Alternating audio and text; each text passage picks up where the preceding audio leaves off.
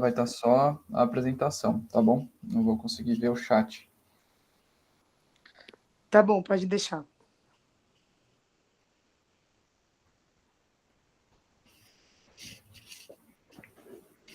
Todo mundo vendo bem os slides? Aqui eu tô. E ouvindo bem também, né? Também estou. Vamos lá então, pessoal. Boa noite, eu não sei se todos me conhecem, eu sou o Matheus Delo, fiz residência de neuro aqui no HC, né? Fiz 2 anos de preceptoria, 1 ano de preceptoria dos residentes, outro dos internos. Deixa eu só fechar, deixa eu ver se alguém está entrando aqui, pronto.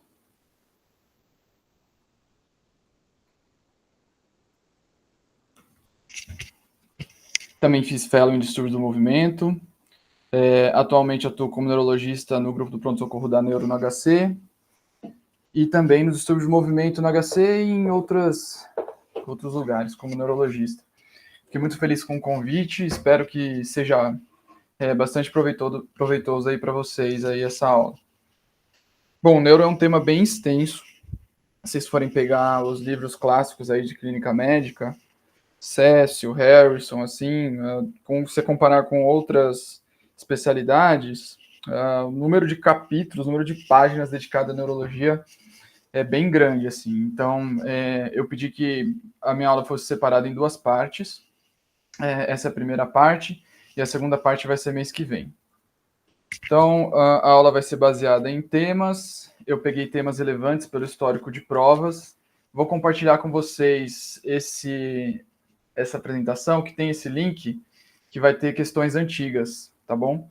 Então, tem tanto questões antigas da prova de R1, como de R+, com os gabaritos. A ideia dos slides é para ser uma fonte de consulta, tá? Eu dei essa aula também de revisão para os R1s, quando eu era preceptor, acho que uns 2 anos atrás. E eu usei ela de base, deixei ela um pouquinho mais com cara da prova de R+, mas basicamente é o seguinte, nesse levantamento que eu fiz de 2016 a 2025, os temas acabam se repetindo. E uma dica é dar uma olhadinha também nas provas de R1, porque às vezes alguns temas se repetem, alguns casos clínicos eles acabam aparecendo novamente, só que tem alguns temas que são mais ou menos de R+, e de R-, então tentei puxar um pouquinho mais para provas de R+. Então vou falar sobre alguns dos temas hoje, e aí no nosso segundo momento vou falar sobre outros temas. É um pouco longa, deve durar mais ou menos 1h30, até umas 9 horas eu devo terminar. Se ficar muito longo e vocês acharem que é bom dar uma interrompida, vocês falam. Os slides estão bem com uma cara de flashcard, assim, sabe? Uma apresentação bem objetiva. E eu vou fazer alguns comentários mais direcionados ao que eu tenho visto que cai mais em prova e o que eu acho que vale mais a pena vocês verem para se preparar para a prova. Então, a ideia não é que seja uma aula de neurologia para manejo de caso neurológico na prática clínica, embora eu acho que possa ajudar com algumas coisas. Então, na parte de cefaleia, eu vou começar a falar de cefaleias primárias, tá? Em geral, é um tema que cai nas provas, não necessariamente o pessoal da neuro que faz essas questões, mas eu acho que vale a pena a gente começar a conversar sobre isso, porque aí a gente faz um gancho sobre as cefaleias secundárias. Então, do ponto de vista de importância de cefaleias que buscam um médico, né? A gente pode falar sobre a migrânia ou enxaqueca. E aí, sobre os critérios diagnósticos, só para a gente relembrar, né? Para o paciente ele ter o diagnóstico de migrânia pelo ICHD3, ele tem que ter pelo menos 5 crises com esses critérios, então uma duração de 4 a 72 horas, 2 de 4 características, que dá para a gente usar esse mnemônico de PUMA, né? Uma cefaleia pulsátil unilateral, moderada ou forte, que é exacerbada ou leva a evitar a atividade física rotineira, e pelo menos um de 2 sintomas associados durante a cefaleia, náuseas ou vômitos, fotofonofobia, e não é melhor explicado por outro diagnóstico aí. Então, assim, em geral, quando vamos fazer uma questão aí em geral sobre migrânia, o caso clínico já vai estar meio escarçado, que vai fechar esses critérios. E, assim, eu destaco para vocês que uma cefaleia que é que ela é moderada ou forte, que ela piora com atividade física e tem fotofobia em paciente que tem mais de 5 crises que duram mais de 4 horas, já pode ser considerado uma migrânia. Então, o jargão é mais ou menos o seguinte, assim, isso mais para a vida prática do que para a prova.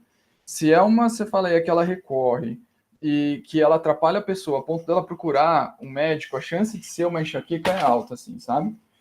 Uma pessoa que procura uma ajuda por conta disso. A gente tem alguns caracterizadores, episódico versus crônica e com ou sem aura, isso aqui também é mais objetivo com relação aos critérios. A episódica é a que não fecha critérios para crônica, mais fácil pensar assim, e a crônica eu gosto de pensar que é uma regra metade-metade, assim, dos dias do mês. Então, mais do que metade dos dias do mês, o paciente tem que ter cefaleia, e desses dias, 8 ou mais tem que ser de fenótipo migranoso por mais de 3 meses. E por que é importante eu saber se a migrânia é episódica ou crônica? É porque a literatura que a gente tem para profilaxia, né, medicação profilática para enxaqueca crônica, é diferente que a gente tem para enxaqueca episódica. Para vocês terem uma noção do ponto de vista de medicação via oral, com evidência para tratamento de enxaqueca crônica, a gente só tem o topiramato. E aí, outras opções seriam toxina botulínica e anticorpos monoclonais. As outras medicações, antidepressivos, fármacos, os antidepressivos ou outras medicações que não topiramato, não tem evidência para serem utilizadas em enxaqueca crônica, tá? Episódica é outra história. Critérios de aura aqui, né? Eu destaco e lembro para vocês que as auras típicas, elas são as auras visuais, sensitivas e aura de fala / linguagem também é considerada típica. A gente tem outros 3 sintomas que podem ser considerados aura por critério, só que eles não fazem parte aí dessas características típicas, que são a aura motora de tronco cefálico e a aura retiniana, são bem mais raras. E aí, essas características, né? Pelo menos um sintoma se instala gradualmente por mais de 5 minutos, e a gente faz aí um paralelo com a instalação ictal do AVC, que é de uma hora para outra, essa instalação gradual é uma característica temporal importante da aura.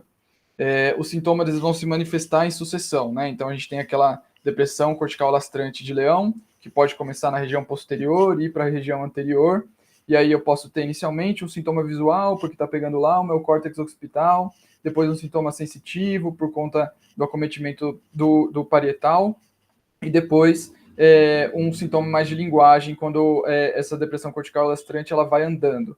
Então, assim, de uma maneira bem coloquial, um AVC ele não anda, né? Mas a aura ela pode andar, entre parênteses, assim, né? A fisiopatologia da depressão cortical ela pode se manifestar de uma maneira evolutiva da topografia. Cada sintoma dura 5 a 60 minutos, eu posso ter 3 auras seguidas, aí no máximo durando 180 minutos, e pelo menos um sintoma na lateral, pelo menos um sintoma positivo, e acompanhado por ou seguido de cefaleia em menos de 1 hora. Tá? Tratamento da crise, isso também tem algumas pegadinhas, assim, a gente pode fazer bastante coisa, do ponto de vista documental, o que a gente tem mais recente, pasme, é de 2018, do Protocolo da Sociedade Brasileira de Cefaleia, com algumas coisas que eu não sei o quanto que vocês estão familiarizados. Então, em primeiro lugar, eu destacaria isso aqui, a questão da crise ter mais ou menos 72 horas. Se ela tem mais de 72 horas, a gente está diante de uma condição chamada estado de mal enxaquecoso.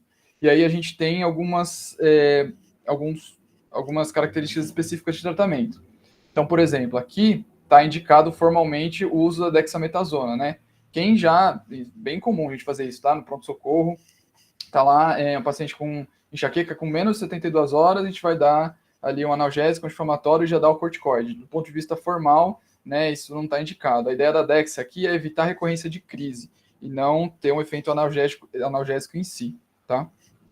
Outra coisa que eu destaco aqui é o uso de uma medicação antidopaminérgica, que é a clorpromazina. A gente usa pouco, mas a gente deveria usar mais, porque é uma medicação que tem um bom efeito analgésico.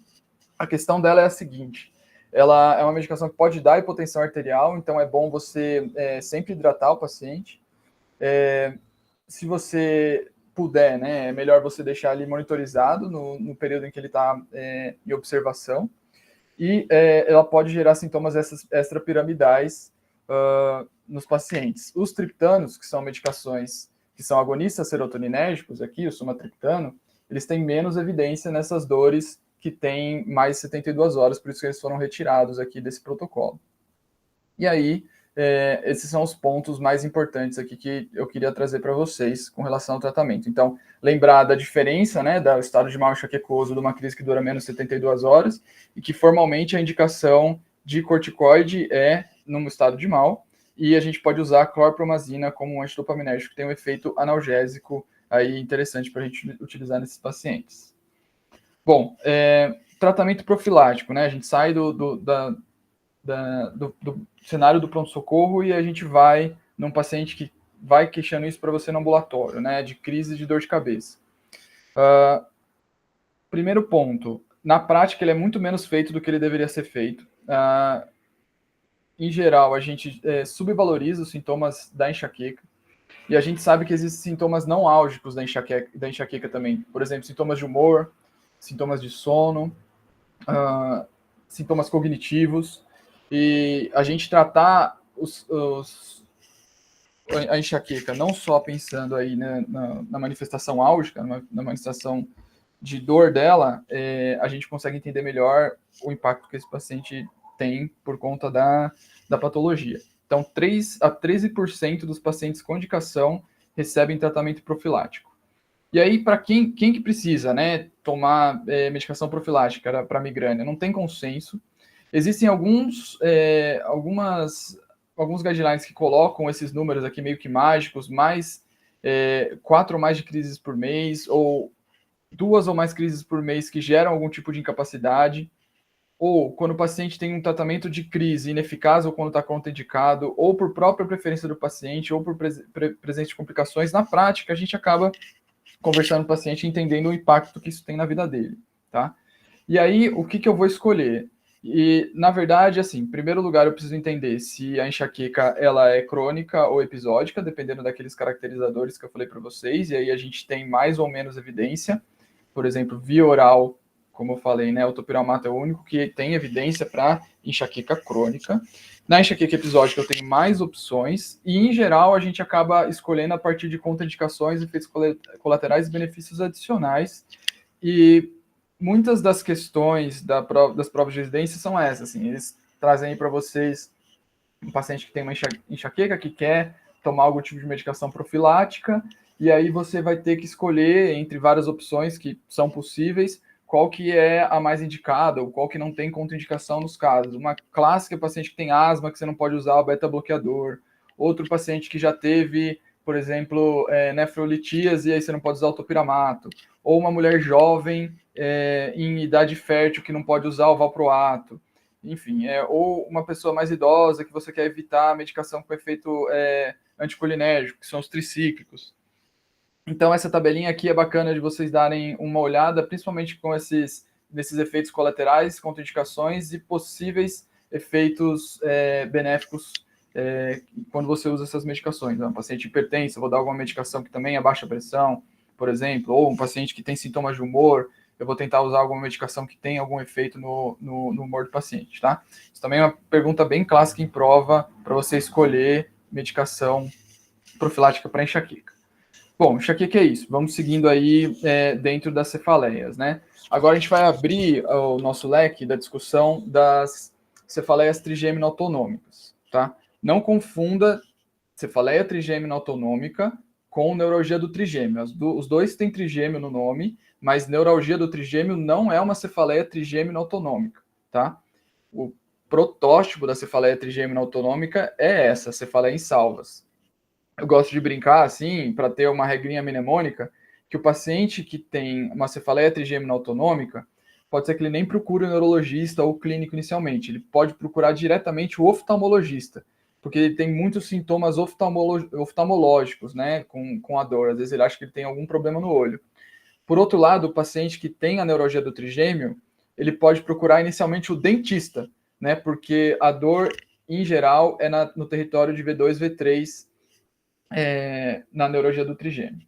Bom, feito esse parênteses aí, vamos falar da cefaleia em salvas. O quadro clínico clássico, vocês vão imaginar, é um homem que tem essas crises de dor intensa, unilateral, Em geral, esses pacientes eles não vão querer ficar em repouso, como os pacientes com migrânia, que querem ficar deitadinho no escuro no quarto. Não, eles vão ficar inquietos, agitados, no andar superior da face, com sintomas autonômicos, e tem essa característica super interessante que tem o ritmo circadiano e circanual. Em geral, acontece mais à noite ou na madrugada, e tem períodos do ano em que o paciente tem mais crises de salvas, tá? Essa aqui é uma imagem para vocês verem. E do ponto de vista de critérios, a gente tem que pensar em pacientes que têm pelo menos 5 crises de dor muito intensa ou intensa, unilateral nessa região orbital, supraorbital ou temporal. Lembra da reguinha ali que eu falei do oftalmologista?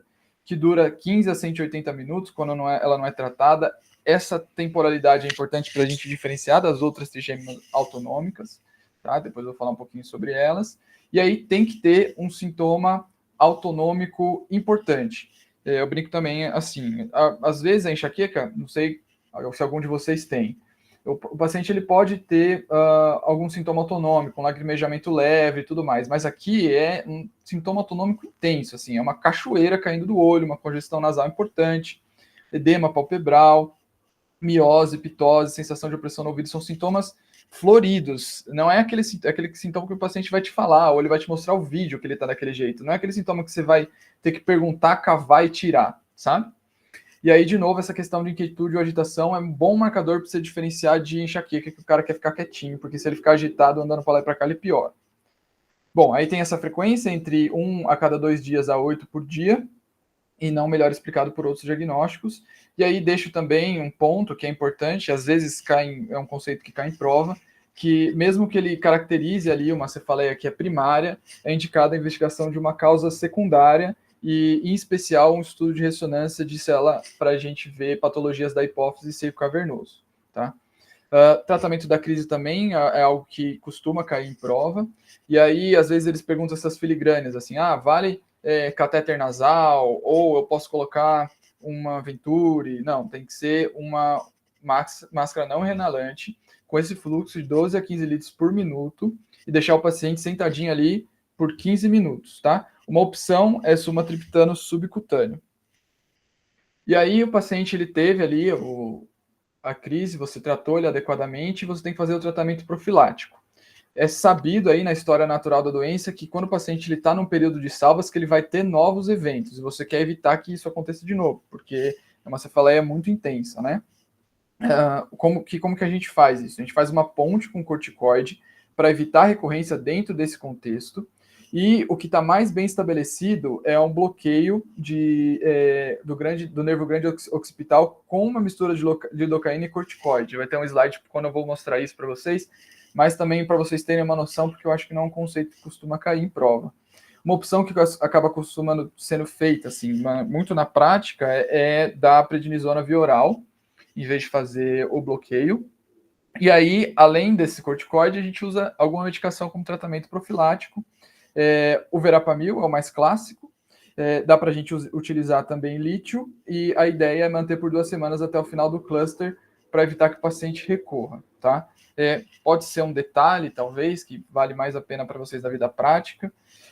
A gente só desmama a medicação profilática do paciente depois que ele para de ter dor ou qualquer sensação de iminência de que ele venha ter a dor depois dessas 2 semanas, sabe? Porque o que a gente não quer é que novos clusters aconteçam, mesmo você tendo feito direitinho no começo, certo? O que eu ia comentar aqui das outras cefaleias trigêmeo autonômicas, aqui a gente tem meio que um espectro da duração delas, certo? Aqui as que duram mais tempo e aqui as que duram menos tempo.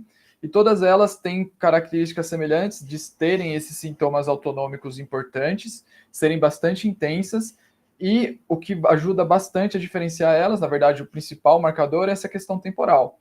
Então, aqui a gente tem, por exemplo, a cefaleia em salvas, que dura entre 15 a 180 minutos, e a gente tem essa frequência de meio a 8 por dia. Por outro lado, a gente tem aqui as sunras, né, ou a sumtsuna, que tem uma duração muito menor, e é que eu tenho vários eventos durante o dia. E por que é legal conhecer elas assim, né? A duração da crise muda, e a frequência também, porque o tratamento profilático muda. Então, por exemplo, a gente tem a hemicrania contínua e a hemicrania paroxística, que são indometacina responsivas, salvas, já falei do tratamento profilático para vocês, e o tratamento profilático da Suno e da Sumpt é lamotrigina e gabapentina. Às vezes isso é um conceito que pode confundir. Então, você acha ali, leu a questão, viu que pode ser uma salva, vê se bate do ponto de vista de temporalidade, se não bater, vê se está para mais lento ou se está para mais curto. Se for muito curto, pensa em Sunra. Se for muito longo, com uma dor contínua exacerbada, com sintomas autonômicos, pensa em hemicrania contínua, tá? Vamos para a próxima, que é a neurologia do trigêmeo, né? Então, trigêmeo autonômica é aquela dor que vai procurar o oftalmo e a neurologia do trigêmeo é aquela dor que vai procurar o dentista. Por quê? Em geral, a gente tem dor nesse território aqui de V2 e V3. E como é uma dor lancinante ali, de curta duração, de característica neuropática, um choque de curta duração, e muitas vezes é desencadeada por um estímulo inócuo na região, tipo quando alguém vai escovar o dente, né? Ou, por exemplo, fazer a barba, ou passa alguma coisa no rosto, o paciente pode ter essa dor desencadeada por esses estímulos, tá? Classicamente é mais comum em mulheres mais velhas, tá? E a gente tem aqui os critérios, lembrar aqui da distribuição, e em geral é V2 e V3 mesmo, pode ter em V1, mas em geral quando você tem acometimento de V1, você tem acometimento de V2 e V3 concomitante. Se for isolado de V1, talvez você está diante de um diagnóstico diferencial, tá? E com uma duração de fração de segundo a 2 minutos, ela é muito curta, de forte intensidade, com essa qualidade de dor neuropática, né? Uma fisgada, um choque elétrico, uma facada, com essa precipitação do estímulo inócuo. Aí a gente tem uma classificação, né? Ou seja, eu estou diante de um paciente que eu acho que tem neuralgia do trigêmeo, e aí? O que eu faço? Eu já trato? Eu preciso pedir algum exame para investigar? Em geral, a gente pede uma angiorressonância de crânio com um protocolo específico, são cortes finos do tronco.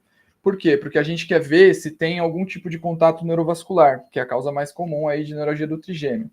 Isso faz diferença? Faz diferença, principalmente se o paciente for refratário ao tratamento medicamentoso. A gente pode propor tratamento cirúrgico nesses pacientes que têm contato neurovascular. Bom, ainda mais, por que eu peço a angiorressonância? Além de ver esse contato neurovascular, eu posso estar diante de algum caso que seja sintomático ou secundário, por exemplo, um cisto, tumor, zóster ou até esclerose múltipla. Vou falar de esclerose múltipla na segunda parte, mas você pode ter uma placa de desmielinização na saída do nervo trigêmeo. Então, se sai desse clássico aqui, né, que eu falei para vocês, da epidemiologia clássica, uma mulher de 50 anos. Não, é uma mulher mais jovem, que já teve, por exemplo, outros sintomas de esclerose múltipla, uma alteração visual, que ficou com visão borrada uns 2, 3 dias e voltou, uma alteração esfincteriana meio inespecífica, esclerose múltipla está dentro de diagnósticos diferenciais e a gente consegue ver isso. É uma causa de neuralgia do trigêmeo secundária. E aí, os que a gente não encontra nenhuma causa, nem contato neurovascular secundária, a gente classifica como idiopática. Bom, como que a gente trata a crise? Não tem muita evidência científica, mas não sei se vocês sabem, a gente usa fenitoína para tratar essas dores, porque a neurologia do trigêmeo é altamente responsiva a bloqueadores de canal de sódio. A gente vai ver que carbamazepina e oxcarbazepina são as medicações de primeira linha para a gente utilizar como profilático. E a ideia ali da fenitoína é mais ou menos essa. A gente não usa a mesma dose que a gente usa para estado de mal. Em geral, a gente usa metade e aí tem esse apelido aí de meia hidantalização. Aí tem algumas opções que são mais utilizadas por especialistas, né? Eu posso fazer uma anestesia local, eu posso tentar o sumatriptano ou até lidocaína IV, mas em geral as provas não vão muito além de perguntar sobre a fenitoína. Tratamento profilático mais específico, a gente pensa em carbo e oxcarbazepina. Aí vamos entrar em algumas perguntas clássicas de prova também, que são os efeitos colaterais dessas medicações.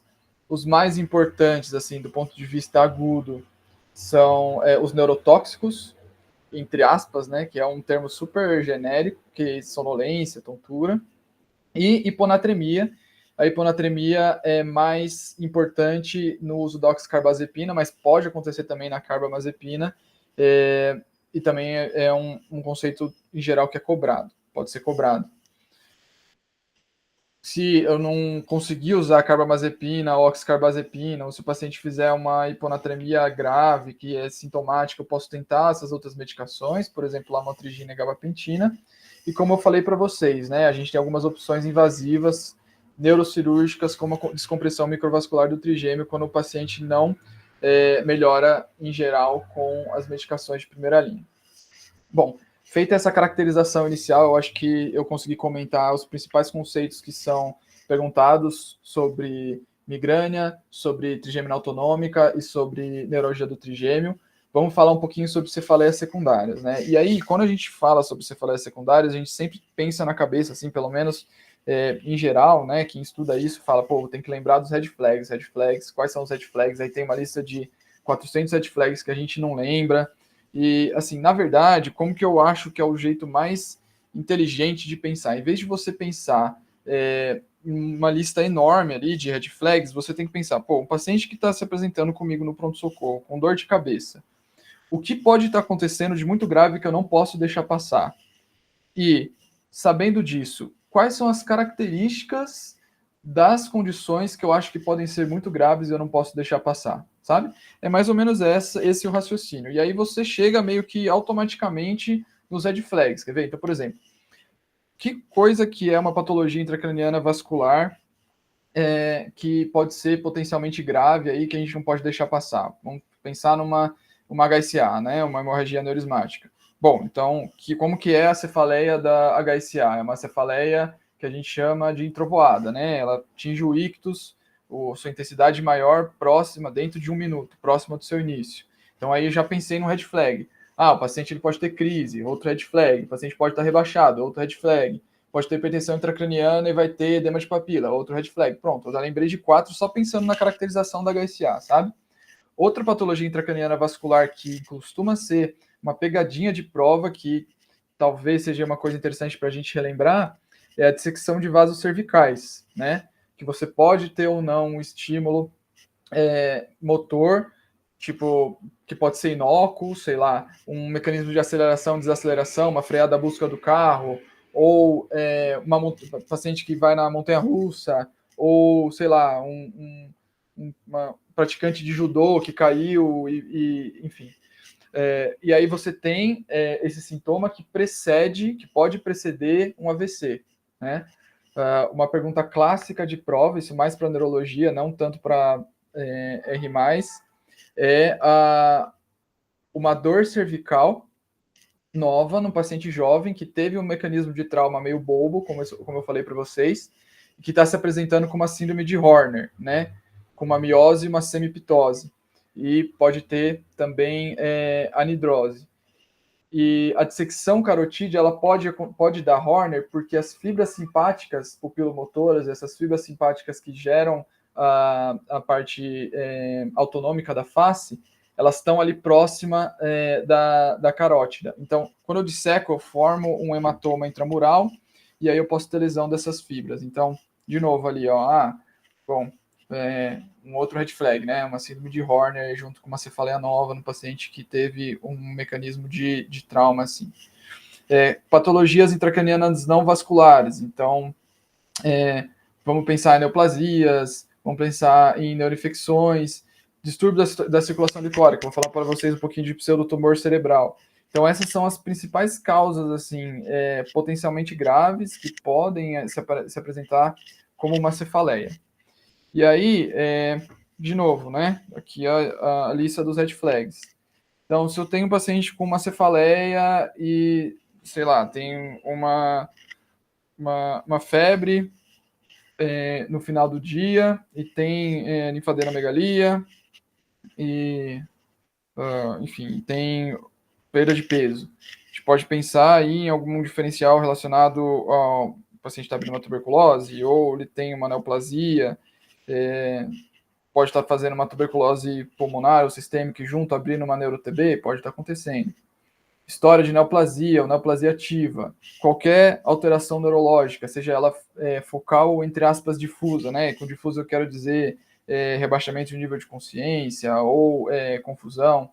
O início, súbito ou abrupto, lembrando da HSA, pacientes com idade mais avançada, né? Então, por exemplo, bom, não é comum a gente abrir uma enxaqueca com mais de 60 anos. Por mais que o paciente feche aqueles critérios que eu falei para vocês, do ponto de vista fenotípico inicialmente, não é para um idoso abrir uma enxaqueca com mais de 60 anos. Não é isso. Você vai pensar como uma terceira ou quarta, quinta aí, opção no seu diagnóstico diferencial, né? Mudança do padrão ou início recente de dor de cabeça. Você fala é posicional, a gente tem que pensar em hipertensão intracraniana.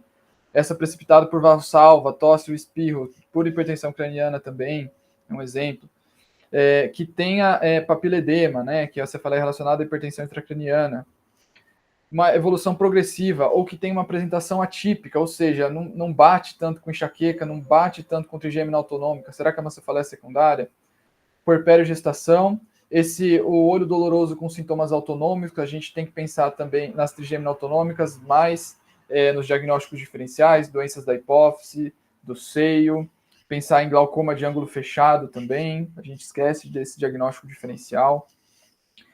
Pós-traumática, algum paciente que seja a patologia do sistema imune, e o início de nova medicação e o uso excessivo de analgésico.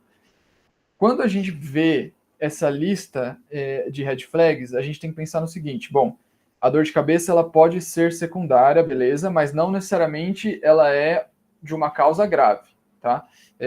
Isso também é outro ponto importante. Vamos agora para algumas causas aí de cefaleias secundárias. Fazer um destaque aí para a hipertensão intracraniana idiopática, o outro nome dela é pseudotumor cerebral.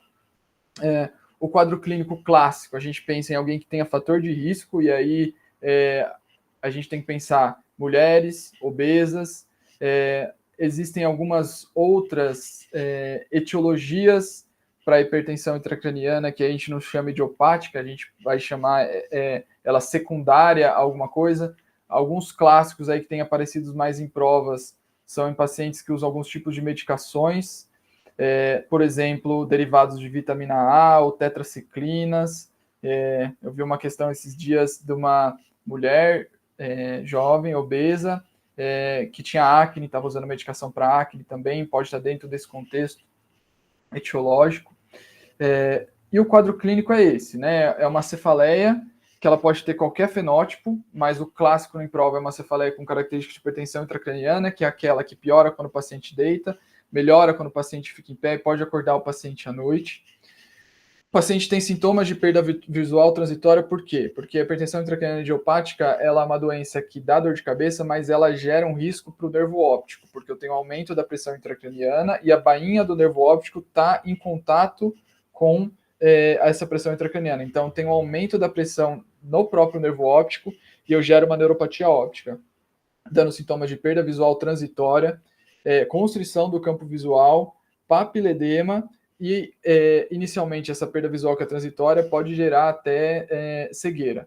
Outro sintoma que pode acontecer é diplopia, principalmente por acometimento do sexto par craniano, abducente, né? Pela própria hipertensão intracraniana, e a hipertensão intracraniana também pode dar esse sintoma de zumbido pulsátil, tá? Essas etiologias, como eu falei para vocês, né? Outra coisa que, por exemplo, TVC pode se apresentar do ponto de vista clínico muito parecido com hipertensão intracraniana idiopática.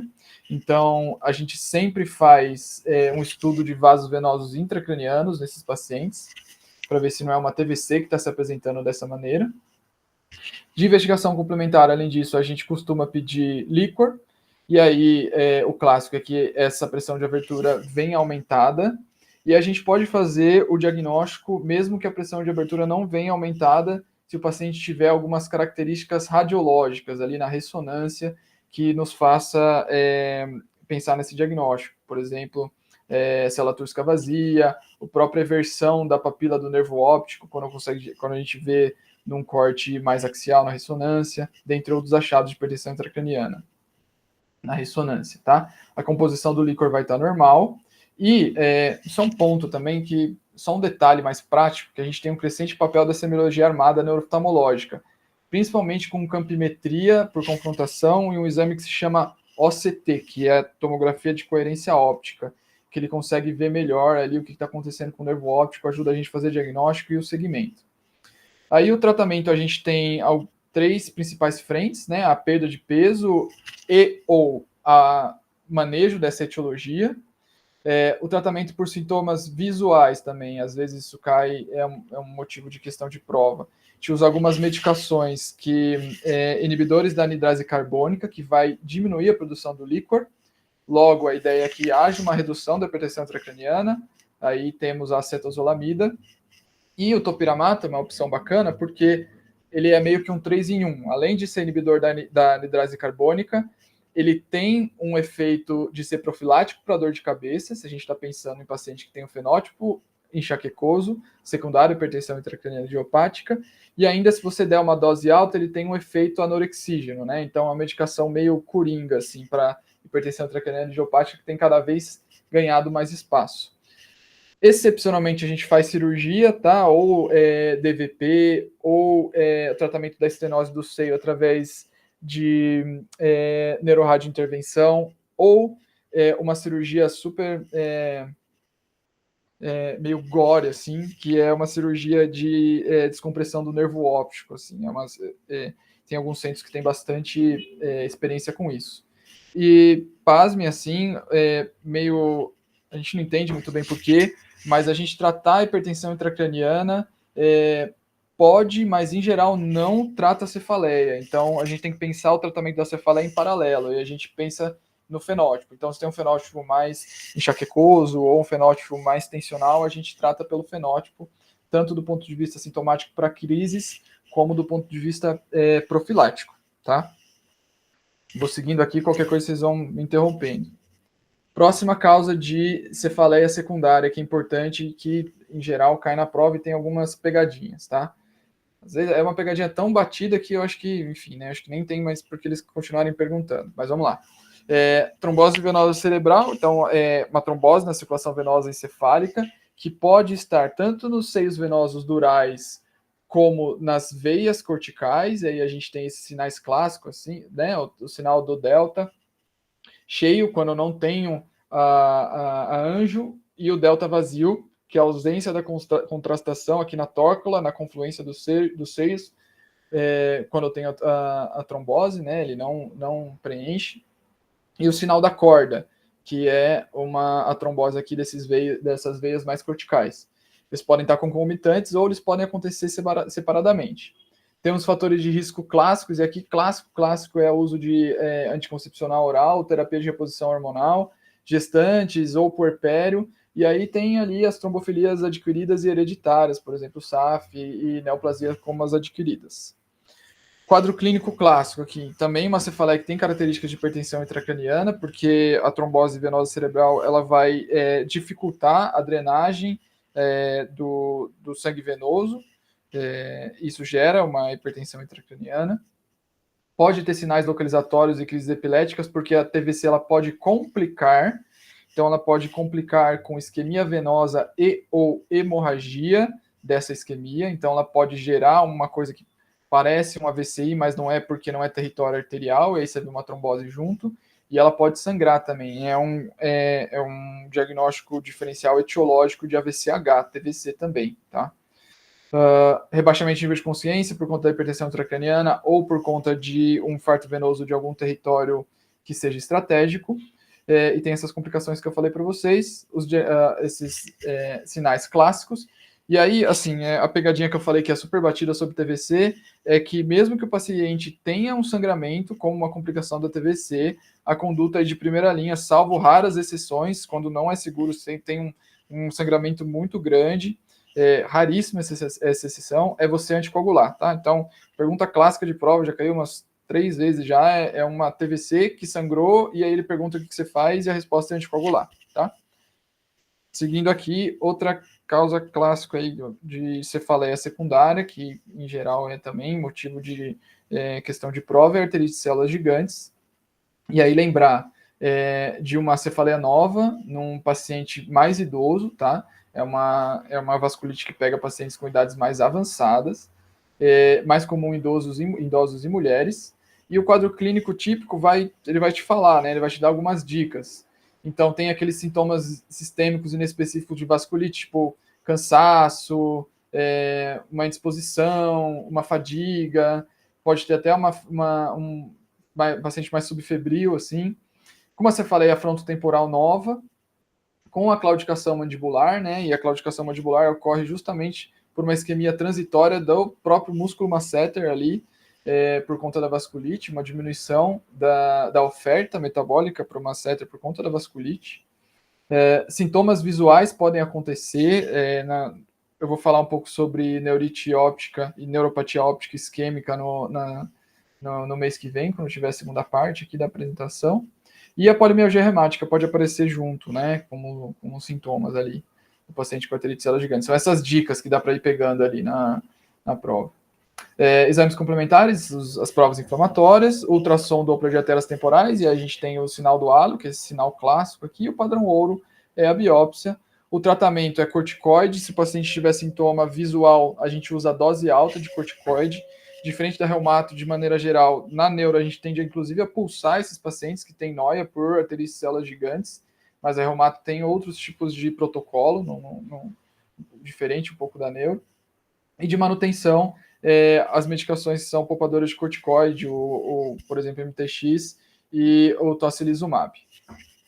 Próxima causa aqui, clássica de prova de cefaleia secundária, é a hemorragia subaracnoide aneurismática, né? Aqui tem algumas imagens para vocês darem uma olhadinha. Aqui a gente tem a clássica, né? A hemorragia subaracnoide das cisternas da base. Aqui a gente tem também o cometimento de cisternas da base e da fissura silviana. Aqui hemorragias mais restritas, aqui a região pré-mesencefálica, perimesencefálica, e HSAs de alta convexidade. Então, quando a gente fala de hemorragia subaracnoide aneurismática, a gente está falando de um recorte dentro das possíveis hemorragias subaracnoides. A gente tem hemorragia subaracnoide de alta convexidade que pode ser traumática, e a apresentação clínica é totalmente diferente, o tratamento é totalmente diferente, e a gente tem essa condição que é super específica, que é a hemorragia subaracnoide perimesencefálica, que ela não é causada por um sangramento arterial, sim por um sangramento venoso, e o quadro clínico é menos grave, você tem outras causas que você tem que pesquisar, mas é um outro mundo. O meu ponto é o seguinte, em geral, o que pedem é hemorragia subaracnoide aneurismática, essa clássica. E aí o quadro clínico, como eu falei para vocês, né? Tudo que é vascular, gente, a gente tem essa temporalidade em geral, assim. Então, AVC, por exemplo, a própria HSA, ela vai ter essa temporalidade que a gente chama de ictal. Ela é mais do que aguda. Ela tem o seu pico muito próximo do seu início. Então, a cefaleia é assim, tá? Em geral, descrita como o pior da vida, e pode estar associado a esforço intenso, por exemplo, às vezes num ato sexual pode acontecer, ou numa manobra de valsalva, ou quando o paciente estava fazendo academia, sei lá. E com alteração de nível de consciência, vai ter sinal de irritação meningorradicular, crises epilépticas, e pode se apresentar com os sinais focais.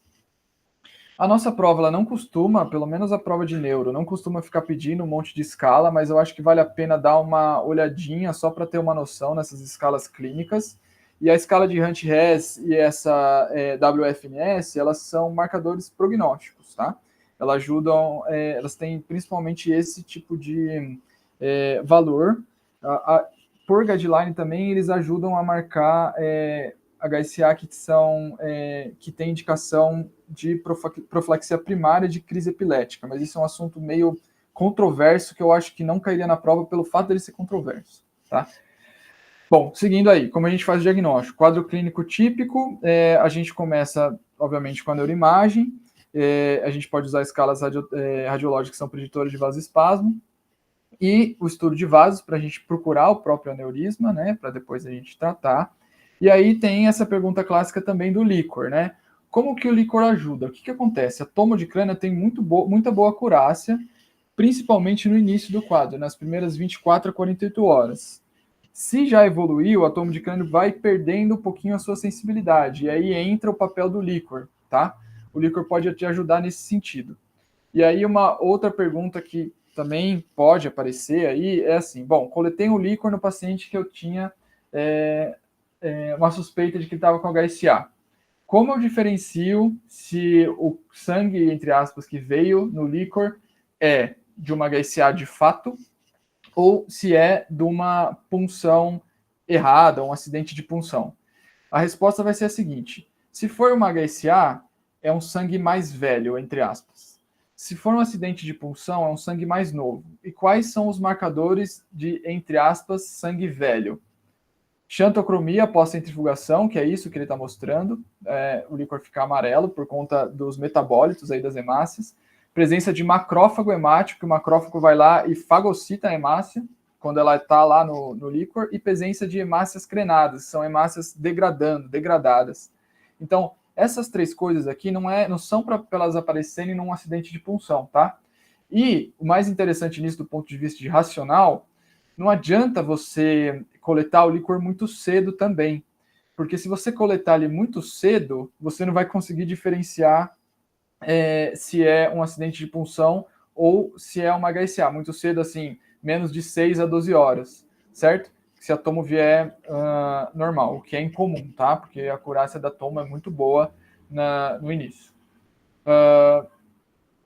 A ressonância tem a sua importância porque ela é tão sensível quanto a toma inicialmente, mas a sua sensibilidade não cai depois das 24 horas, a 48 horas, só que ela é menos específica e menos disponível. Então, em geral, a gente faz tomo e angiotomo.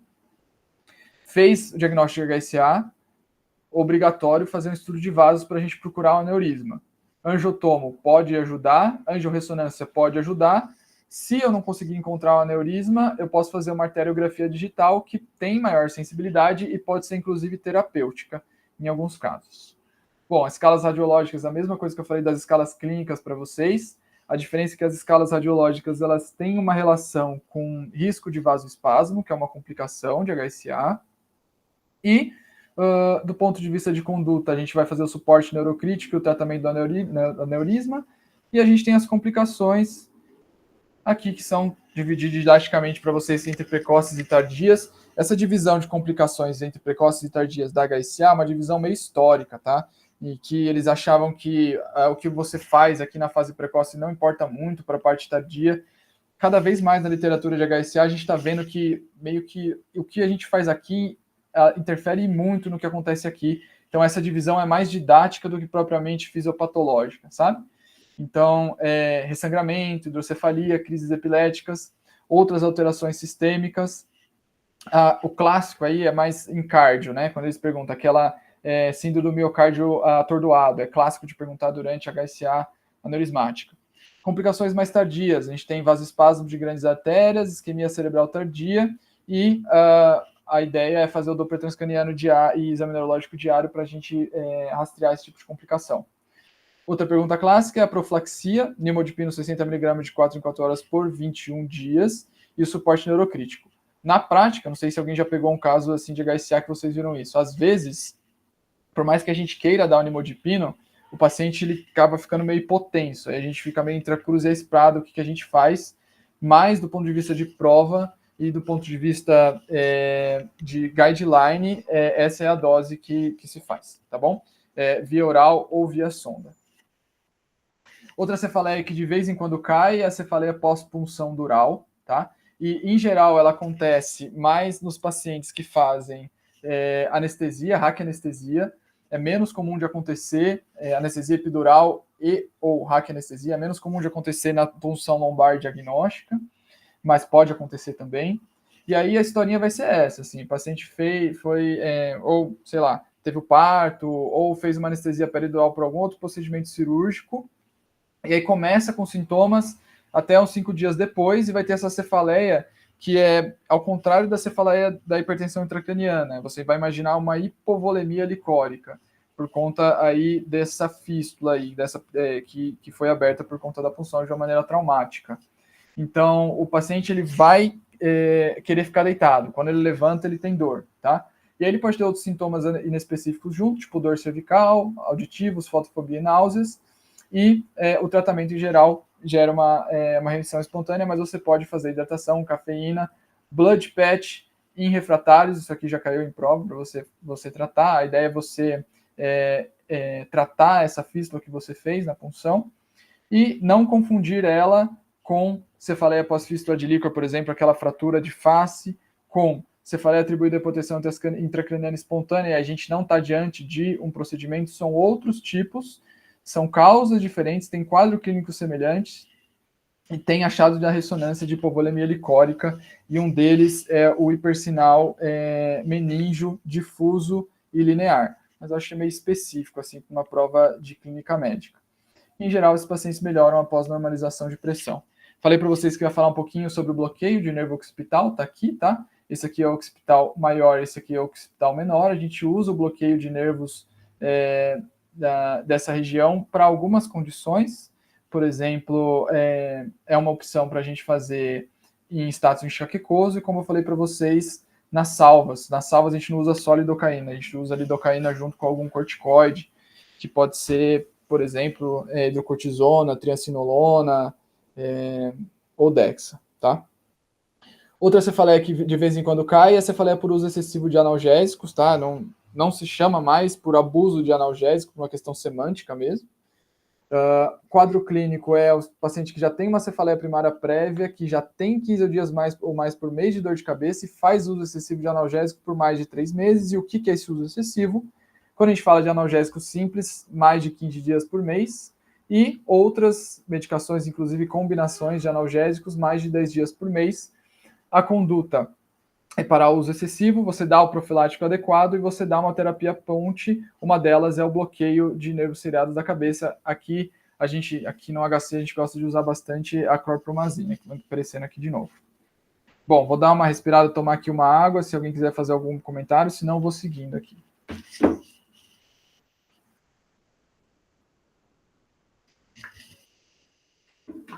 Vamos falar um pouco, então, de vertigem. Quando a gente fala de sintomas vestibulares, a gente tem 4 tipos de sintomas vestibulares. A gente tem a tontura, a vertigem, os sintomas vestíbulo-visuais e os sintomas posturais. Isso se a gente quiser caracterizar melhor esses sintomas vestibulares, tá? Vertigem é o mais clássico deles, né? Que é a falsa sensação de movimento, uma sensação de ilusão do movimento. Enquanto a tontura é algo mais inespecífico, uma alteração da percepção espacial sem falsa sensação de movimento. E a gente tem outros sintomas relacionados que são descritos como sintomas vestibulares. Por exemplo, a falsa sensação de que o torno visual está oscilando, que é a oscilopsia, e sintomas posturais relacionados a essas patologias e esses outros sintomas, tá? Por que eu estou falando isso? Assim, a caracterização dos sintomas é importante? Mas de maneira geral, tanto para a prova como para a vida, ela acaba sendo meio secundária por vários motivos, dentre eles porque a gente não consegue muito bem tirar a história dos pacientes, os pacientes também não conseguem dizer muito bem para a gente o que significa a tontura e a vertigem. Então, a caracterização do sintoma não é o elemento mais importante para definir o diagnóstico etiológico do que está acontecendo, tá? Então, isso é um conceito importante. Então, se a caracterização do sintoma não é o elemento mais importante, o que é? Bom, meu primeiro passo eu vou entender. É um sintoma de tontura dentro de um contexto de um paciente que tem uma jeca? E está desidratado? É um sintoma de tontura dentro de um contexto de um paciente que tem, por exemplo, uma dor torácica do tipo A? Não, então vou pensar em outra coisa. Bom, essa é a triagem de origem clínica, porque várias outras causas clínicas podem gerar os sintomas de tontura. Uma vez que eu passei por essa triagem, eu vou pensar em temporalidade e gatilhos. Então, eu vou ter 3 gavetinhas principais, e dentro dessas 3 gavetinhas principais, eu vou ter diagnósticos diferenciais e uma maneira de fazer a diferenciação entre eles. Então, primeiro passo, triagem de causas clínicas. Segundo passo, abrir a gaveta certa, certo? O que eu estou querendo dizer com isso? É um episódio único prolongado, ou seja, eu não tinha vertigem, a partir do momento X eu passei a ter vertigem, eu ainda estou com vertigem, ou tontura, ou sintoma postural, ou viso vestibular. Episódio único prolongado, os meus 2 diagnósticos diferenciais mais importantes, AVC de circulação posterior e neurite vestibular. Como eu faço o diferencial? Vamos ver. Sintomas recorrentes provocados, ou seja, eu não estava com vertigem, passei a ter, parei. Passei a ter, parei. Então, são episódios recorrentes que são provocados. De maneira geral, a gente fala de gatilhos posicionais. A gente tem diagnósticos diferenciais, maneiras de fazer o raciocínio. E aí, por fim, a gente tem essa outra gaveta, essa outra característica, que são aqueles sintomas que são recorrentes e eles não são provocados, e o diagnóstico diferencial é feito principalmente por anamnese. Bom, vamos abrir a primeira gaveta, episódio único prolongado de vertigem. Qual que é o meu medo? Esse paciente tem um AVC de circulação posterior? Não sei. Então, vamos pensar aí num fluxograma. Esse fluxograma não é protocolo de um lugar, é um fluxograma de um raciocínio meu mesmo, de como que eu faço e como que eu atendo esses pacientes. Então, primeira coisa que eu tenho que me perguntar, é só vertigem ou eu tenho tantos sinais e sintomas de tronco e cerebelo junto com essa vertigem? Por exemplo, incoordenação, por exemplo, dificuldade de marcha, por exemplo, disfagia, por exemplo, disfonia, enfim. Ou qualquer outra coisa mais, enfim, pode ser diplopia, sintomas de AVC de circulação posterior. Se sim, perdeu, meu amigo, é investigação de vertigem de origem central, tá? De maneira geral, a gente tem que fazer ressonância nesses casos. A gente trata como AVC, só que a gente tem que fazer ressonância porque a ressonância é mais sensível para a gente detectar AVC de circulação posterior. Bom, não, beleza, não tem nada outro neurológico além de vertigem e eu fiz um exame bom. O que eu vou fazer? Eu vou ver fator de risco cardiovascular. Entre eles, eu consigo utilizar a escala do ABCD2 e se o paciente pontuar mais, 3 ou mais na escala do ABCD2, eu vou investigar com vertigem de origem central, tá? Mesmo que ele não tenha mais nada. Bom, passou também por a triagem de antecedentes pessoais. Vou refinar meu exame neurológico através de manobras de exame neurooftalmológico, que é o RINTS, tá? Vou falar um pouquinho mais do RINTS, mas se o paciente tiver qualquer ponto que fale como central no RINTS, ele vai ser investigado como vertigem de origem central. A saber, se o VOR dele for normal, né? Se ele tiver um nistagmo que não for um nistagmo de características periféricas e se ele tiver um desvio vertical do olhar, que é o SKIL, né? Um desvio SKIL do olhar, um desvio vertical do olhar. É um refinamento do exame neurooftalmológico, o RINTS, certo? Bom, tem outro sarrafo para passar, que são essas coisinhas aqui, mais detalhes. Então, uma neurite vestibular, ela vai conseguir, o paciente vai estar tonto, mas ele vai conseguir andar. Se ele não estiver andando, investiga com vertigem de origem central. Tontura aguda junto com hipoacusia, isso também é uma coisa que está ficando mais clássica aí.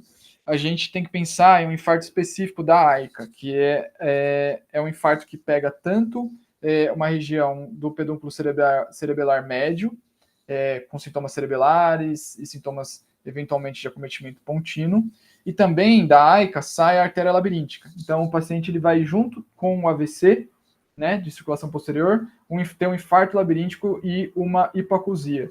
Então você vai pensar assim, porra, paciente com vertigem aguda, também está com hipoacusia, deve ser uma coisa de origem otológica, né? Aí você erra, você cai do cavalo, porque uma causa aí de vertigem aguda junto com hipoacusia aguda também, unilateral, é infarto de AICA, tá?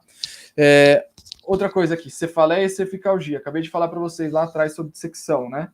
Outra pergunta clássica de prova, dissecção de artérias vertebrais. O paciente tem uma cefaleia, teve aquele trauma mais inócuo, tem uma cefaleia na região posterior, ou uma dor cervical e passa a ter tontura, pensar em dissecção de artéria vertebral, gerando AVC de circulação posterior, de circulação vertebrobasilar, certo?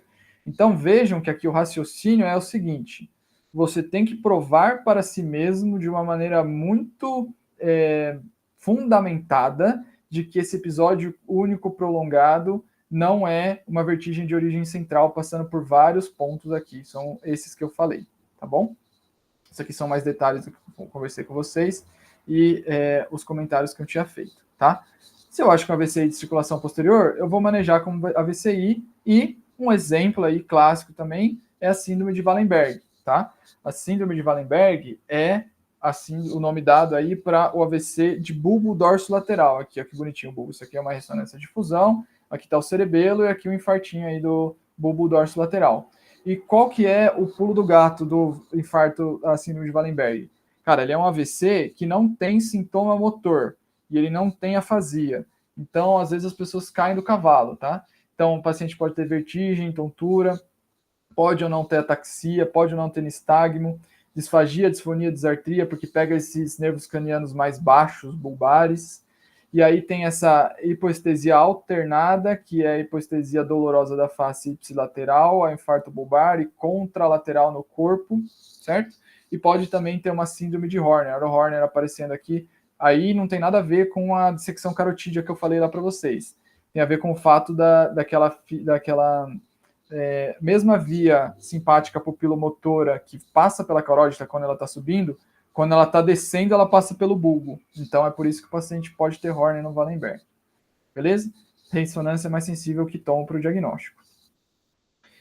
Neurite vestibular vai ser o diagnóstico diferencial aqui. E o meu ponto aqui é a questão do nistagmo, tá? Como que é o nistagmo típico de um nistagmo da neurite vestibular, ou da neuropatia, da vestibulopatia unilateral aguda, que é o nome mais correto, o nome mais recente. Imagina aqui que o seu vestíbulo da direita sempre empurra para a esquerda e o vestíbulo da esquerda sempre empurra para a direita. Isso é uma simplificação didática. Se eu tenho um acometimento inflamatório ali do meu nervo vestibular direito, por exemplo, o que vai acontecer?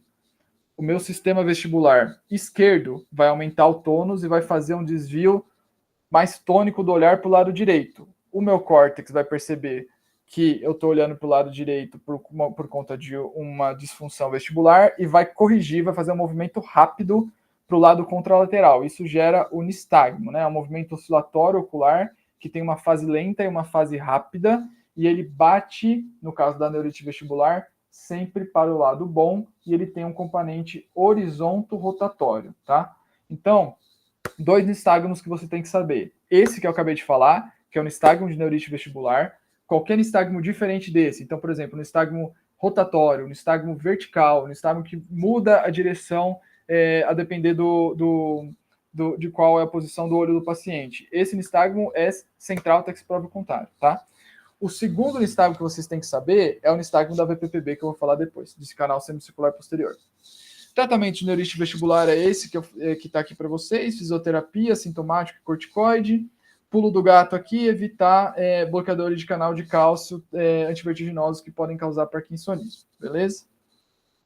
Seguindo aqui na vertigem posicional, né? Fechamos a gavetinha da vertigem aguda, vamos para a vertigem posicional. E aqui a nossa pergunta vai ser a seguinte: esse paciente ele tem VPPB de canal semicircular posterior ou não?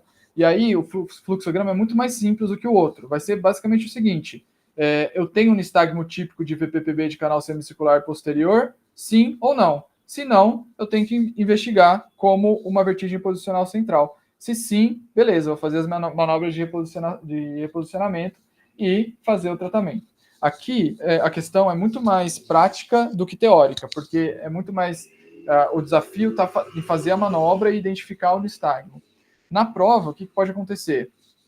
Ele pode te perguntar o que você vai fazer para diferenciar um do outro, ou ele pode te dar, por exemplo, na manobra de posicionamento, um nistagmo que não seja típico de VPPB de canal semicircular posterior, certo? Então essa é a pegadinha. Bom, é uma vozinha, beleza, que está tendo sintomas de vertigem, sempre quando ela rola na cama, ela vai te procurar porque ela está tonta. Aí você faz lá a manobra de posicionamento e tem um nistagmo. Só que esse nistagmo, por exemplo, é um nistagmo rotatório puro. Vozinha perdeu, vai ter que investigar a causa central. Mas eu fui estudar que existem alguns tipos de nistagmo que não é de canal semicircular posterior, que pode ser canal semicircular anterior ou canal semicircular horizontal. Cara, isso não é discussão de prova de residência de clínica médica, no meu entendimento. Qualquer nistagmo que seja diferente desse, que seja um nistagmo vertical para cima e rotatório para a direção do lado que está sendo testado, numa manobra de posicionamento desse contexto, tem que fazer com que você investigue causas diferenciais além de VPPB, e inclusive caiu uma questão assim em uma prova bem recente, tá? Seguindo aqui, que eu estou vendo aqui que eu estou falando demais, que eu vou atrasar, mas paciência.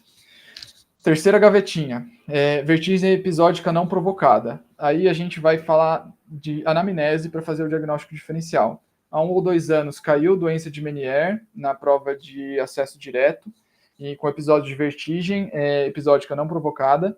Aí as 2 outras dicas para a doença de Meniere vão ser sintomas otológicos flutuantes, junto com os sintomas de tontura, sintomas auditivos, então plenitude, auricular, zumbido. E a outra dica vai ser uma hipoacusia neurosensorial, que tem essa característica na audiometria dela ser de baixa a média frequência.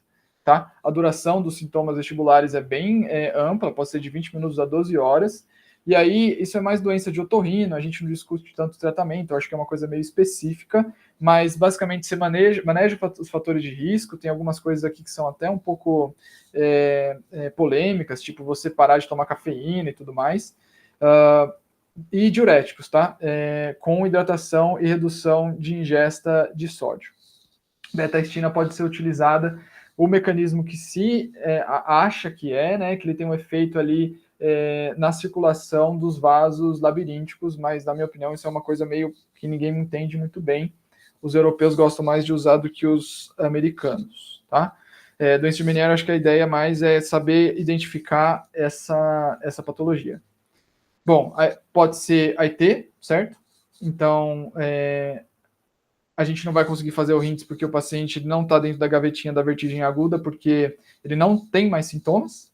E aí, pensar nessas condições ali, se o paciente tem dor cervical, que é aquele clássico que eu falei da dissecção, duração muito curta, se tem alteração nas artérias ali da circulação posterior, se junto com a vertigem o paciente, por exemplo, teve diplopia, como que eu falei para vocês anteriormente, e aí ganhando muito mais espaço cada vez em estudos aí sobre vertigem, está enxaqueca vestibular ou migrânia vestibular, que provavelmente é subdiagnosticada e entra com um diagnóstico diferencial aí dessa gavetinha. Depois vocês dão uma olhadinha nos seus critérios. Próximo, aqui vamos falar sobre doenças neuromusculares e fazer uma revisão neuroanatômica bem rápida. Aqui, quando o paciente tem uma fraqueza, você tem que pensar aí dessa fraqueza, se ela tem relação com uma lesão no trato piramidal, na unidade motora. Isso é um paradigma, assim, de primeira aula de neurologia da vida, né? Mas vamos só lembrar algumas coisas que são importantes que podem te ajudar a responder a questão. Então, os dois vão estar fracos, né? No trato piramidal, lesão do trato piramidal, eu vou ter hipertonia elástica ou espasticidade, né, que são a mesma coisa, e enquanto na lesão na unidade motora, eu tendo a ter hipotonia, um tônus reduzido. Reflexos vivos a exaltados nas lesões do trato piramidal, enquanto reflexos abolidos e hipoativos na lesão da unidade motora. A atrofia é mais precoce na unidade motora, embora ela possa acontecer no trato piramidal, mais tardiamente, numa magnitude menor. Posso ter outros sinais, por exemplo, sinal de Babinski, presença de clonos. E aqui está uma pegadinha que às vezes acontece na prova, que é o seguinte: se a lesão no trato piramidal for muito aguda, por exemplo, um motoqueiro que caiu e teve uma fratura cervical com uma mielopatia cervical grave, você vai examinar o motoqueiro, aí você pode ter semiologicamente uma fraqueza que pareça unidade motora. A gente chama isso, é um jargão do neurologista, de choque medular. Ninguém sabe dizer quanto tempo para cada pessoa, para cada indivíduo, o choque medular dura. Tem gente que já chega aí com a lesão do piramidal, já tem hipertonia, já tem Babinski, já tem clonos. Tem gente que vai desenvolver isso dias até semanas depois, tá? Então é isso que esse asterisco está falando. Podem estar ausentes em quadros agudos, tomem cuidado com essa pegadinha, tá? Lesão dentro da unidade motora, tá bom. A lesão é da unidade motora, eu acho que mas é a mesma coisa que falar para mim que a gente vai dar um rolê no bairro de Pinheiros. Não, preciso saber qual é a rua de Pinheiros, onde que a gente vai dar o rolê, certo? Então, topografar dentro da unidade motora. A gente tem alguns lugares na unidade motora, algumas apresentações clínicas clássicas, então eu destaquei aqui alguns pontos importantes. Então, por exemplo, se eu tenho lesão no corno anterior da medula, em que o protótipo é a poliomielite ou a esclerose lateral amiotrófica, se você tiver junto com alteração de neurônio motor inferior, alteração do neurônio motor superior, é a fasciculação, atrofia acentuada e precoce. Radiculopatia, que aí a gente está aí no protótipo das hérnias de disco, né, intervertebral, são bem caracterizadas por dor de padrão radicular. Lesões em plexo e nervo, a gente tem acometimento junto de sensibilidade. Tá vendo aqui, ó, na lesão do corno anterior não acomete sensibilidade, junção neuromuscular também não, miopatia também não. E a hipoestesia na radiculopatia é exceção, não é regra. O que você tem de sintoma sensitivo na radícula é dor, tá? Vamos falar sobre o protótipo de doença da polirradiculoneuropatia, a síndrome de Guillain-Barré. Junção neuromuscular, marcador clínico clássico. Flutuação, fatigabilidade, piora da força ao longo do dia, piora da força com movimentos repetitivos. Miopatias, a clássica miopatia que cai em prova, essa também, eu acho que tem umas 5 questões já de dermatomiosite. Clássica, cair na prova ali, a fotinho de um heliótropo, de mancha de Grotron, e aí perguntar ou diagnóstico, ou tratamento, ou para você fazer investigação paranel. Isso também, deem uma olhada ali no PowerPoint que eu mandei para vocês, tá? Vamos falar sobre algumas patologias. Então, síndrome de Guillain-Barré também cai em prova, tanto a síndrome de Guillain-Barré como suas complicações e suas variantes. A gente está falando de uma polirradiculoneuropatia aguda, tá? Aguda. A evolução da síndrome de Guillain-Barré, por definição, ela não pode passar de 4 semanas, tá? Ela é aguda. E a gente tem como aí mecanismo fisiopatológico um mecanismo questionário de mimetismo molecular, clássico, uma infecção 1 ou 2 semanas antes, uma vacina 1 ou 2 semanas antes, e aí a jeca aí pelo Campylobacter jejuni é a que mais está classicamente descrita, tá? Arboviroses também, influenza também. Bom, quadro clínico como é que é? Bom, uma lesão da unidade motora, então vai ser uma paralisia flácida aguda, e aí classicamente ela é ascendente, ela é bem simétrica, isso é uma dica. O nadir é até 4 semanas, não pode piorar depois de 4 semanas, senão a gente vai entrar dentro de um pacote de doença bem mais rara, que é a PRN crônica. A gente vai pensar ali no CIDP ou PEDIC, que são doenças bem mais raras, mais de especialistas, que não costuma cair em prova. Dica também, comete com muita frequência nervos cranianos de maneira simétrica e musculatura bulbar. Frustros os sintomas sensitivos, mas o paciente pode ter inicialmente no quadro uma dor de membros inferiores, uma parestesia. Você vai lá testar a parestesia do Alex, você vê que está alterado. E aqui também, ó, gente, isso aqui é martelado em prova de R+, a síndrome de Miller-Fisher, tá? Oftalmoparesia, hiporreflexia e ataxia sensitiva é a tríade clássica dessa variante da síndrome de Guillain-Barré. Detalhe, tá? Mas é só um detalhe, não sei se vocês precisam guardar isso. De maneira geral, a Miller-Fisher ela tem uma evolução muito autolimitada e a evidência que a gente tem para tratar Guillain-Barré com imunoglobulina não é a mesma para Miller-Fisher. Então, a gente pode, inclusive, prescindir de tratamento de Miller-Fisher porque ele tem uma evolução mais benigna de maneira geral, tá? Exames complementares. Clássico também, líquor com dissociação proteinocitológica, a eletroneuromiografia com achados de desmielinização, né, por exemplo, dispersão temporal ou bloqueio de condução, também são as coisas meio específicas, eu acho, para quem é na prova de clínica. Tratamento imunoglobulina ou plasmaférese, aqui a pegadinha é não usar corticoide na fase aguda, nem na fase crônica, não usar corticoide para tratar síndrome de Guillain-Barré, apesar de ser uma coisa meio assim, da vontade, né, porque ela é autoimune, ela é inflamatória, e pensar nas complicações. As duas clássicas aqui, insuficiência respiratória hipercápnica e desautonomias, tá? Sempre fazer a manovacometria e guardar esses valores para indicar intubação, e desautonomias também, sempre fazer a monitorização do paciente e entender que isso pode acontecer como complicação, beleza?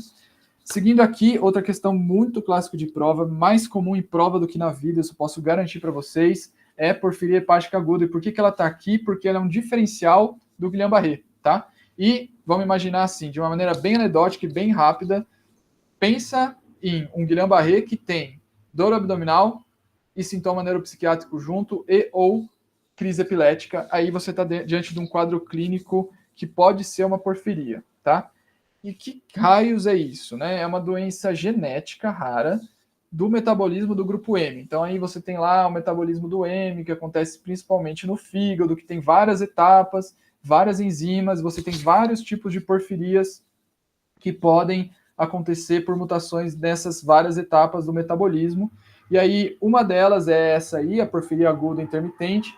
E o que acontece? Você acaba acumulando um metabólito que é tóxico para o nervo. Então, é isso que acontece. Você tem algum precipitante, por exemplo, jejum, ou estresse, ou medicação, que vai fazer com que essa disfunção enzimática na via se exacerbe, e aí você tem a crise de porfiria, tá? Clássico aqui a mudança de cor da urina que é exposta à luz por conta dos metabólitos da via do M na própria urina. Diagnóstico por triagem bioquímica, ALA e PBG urinários. ALA é mais inespecífico, PBG é mais específico, mas eles não têm uma acurácia muito boa. O diagnóstico definitivo é genético. Tratamento aí, um passo a mais, acho um pouco específico, mas eventualmente podem cobrar. Primeiro, evitar esses precipitantes de crise. Segundo, se o caso estiver muito grave, você pode dar hematina ou hemina. E glicose, ver o que acontece. Você faz com que tenha uma inibição na via da síntese do M com esses tratamentos e evita que você acumule mais metabólico. Seguindo aqui, vou adiantar um pouco o meu passo aqui para a gente não atrasar muito. Resumão de neuropatias periféricas, lembrando que isso é uma simplificação didática. Neuropatia periférica é um tema super amplo na neurologia. Então vamos pensar, diante de uma neuropatia, o que o nervo faz? Bom, o nervo faz eu mexer, então se eu tiver uma neuropatia, eu posso ter uma síndrome de unidade motora, eu posso ter uma fraqueza, lá, uma paralisia flácida. Tá bom. O que o nervo faz além disso? Leva informação sensitiva, tanto informação sensitiva dolorosa e térmica, como informação sensitiva de propriocepção. Então, eu posso ter hipoestesia térmica e dolorosa e ataxia sensitiva. E além disso, não esqueçam, tá? Nervo leva informação autonômica, então faz parte de sintomas de neuropatia, sintomas autonômicos. Se sempre estiver diante de um quadro que junta sintoma motor, sintoma sensitivo e sintoma autonômico, pense numa neuropatia. Aí a gente tem a primeira divisão, a mononeuropatia ou polineuropatia. As mononeuropatias eu tenho quadros mais assimétricos e mais localizados, e as polineuropatias, acometimento mais difuso, e normalmente eles são mais simétricos. Mononeuropatia, eu tenho a múltipla ou a focal. Aqui, mononeuropatia múltipla também é, assim, figurinha marcada em prova de R+, de clínica médica. É uma mononeuropatia múltipla por vasculite, tá? Aí, várias vasculites podem causar, poliartrite nodosa, GEPA, GPA, outras doenças sistêmicas, tipo artrite reumatoide, também podem gerar. Dica aqui vai ser uma dor junto com a vasculite, porque é a dor da vasculite do nervo mesmo. Outra causa de mononeuropatia múltipla é hanseníase, tá? E acomete vários nervos assimétricos. Você consegue, no início do quadro, diferenciar que, por exemplo, você tem um acometimento ulnar num membro, um fibular no outro, um radial no outro, e por isso que é uma mononeuropatia múltipla, bem assimétrico, acometimento específico de alguns nervos de uma maneira somatória. Na evolução da doença da mononeuropatia múltipla, a gente chama de mononeuropatia múltipla confluente, você pode ter clinicamente algo muito parecido com uma polineuropatia, principalmente distal, mas não necessariamente, porque a evolução foi de mononeuropatia múltipla, mas depois que já está tudo acometido, parece uma polineuro. Bom, focal aqui é muito, muito comum na vida, pouco comum de acontecer na prova, tá? A mais comum aí é a síndrome do túnel do carpo, mas a gente tem a neuropatia compressiva do ulnar, de fibular, de femoral, enfim. A causa mais comum é compressiva, tá? E das polineuropatias, a gente tem essas duas aqui, os dois principais tipos que a gente vai pensar, de fibras grossas que trafegam informação motora e sensibilidade profunda. Aí a gente vai pensar em duas principais nosologias, as imunomediadas, como eu falei, o Guillain-Barré e a PRN crônica, que é o PID, que é o CIDP, e as hereditárias aqui, tá? O protótipo é CMT. Lembrando que aqui é uma simplificação didática, tá? Doença de Charcot-Marie, que tem aquelas alterações osteoarticulares, dedo em martelo, e pode dar uma polineuropatia de fibras grossas, tá? Aquela criança que não consegue correr com as outras, que torce o tornozelo um monte, e aí você vai ver o pezinho da mãe, tem as alterações. Bom, fibras finas amielínicas também, esse aqui, cara, é bem legal, porque dá para fazer muita questão boa com neuropatia de fibra fina, porque tem muita intersecção com doença sistêmica, tá? Com paraproteinemia, com amiloidose. Aqui vai ser mais um sintoma de sensibilidade superficial distal, dor neuropática e desautonomia. E aí, assim, as causas clássicas campeãs aí é diabetes, iterismo e deficiência de B12, mas pode ter uma questão que explore um pouco mais essas duas aqui, causas que o pessoal da clínica curte, né? Paraproteinemia e amiloidose e as complicações sistêmicas. Seguindo aqui. Protótipo de doença de junção neuromuscular miastenia gravis. Tem que conhecer a carinha da miastenia gravis. Qual é a carinha da miastenia gravis? A gente tem 2 polos de incidência epidemiológica bimodal, as mulheres jovens e os homens mais velhos, tá? E a fisiopatologia é uma alteração autoimune secundária ao acometimento desses de elementos pós-sinápticos da junção neuromuscular, né? Então, a junção neuromuscular tem uma disfunção por um ataque autoimune. O anticorpo mais comum é esse, o antirreceptor de acetilcolina, e o quadro clínico é o marcador que eu falei para vocês, uma fraqueza com fatigabilidade e flutuabilidade. Tem uma questão bem bonita aí no banco que eu mandei para vocês, que é um paciente, se não me engano, com um timoma. E aí ele tinha um histórico de miastenia gravis paraneoplásico, aí ele foi abrir esse sintoma tal, ele perguntava, ele não te dava tão escrachado assim, mas ele perguntava qual que é a neoplasia mais relacionada aí a esse quadro. Depois dei uma olhadinha, tá? Músculos mais acometidos. São os músculos que a gente mais usa, de maneira geral. Motricidade ocular extrínseca, então pode dar diplopia, queda palpebral, ptose palpebral. Musculatura facial, bulbar, cervical, pode dar dropped head, né, cabeça caída, disfagia. E aí a gente pode ter um quadro flutuante e agudização de sintomas por alguns precipitantes, fadiga, infecções, medicações.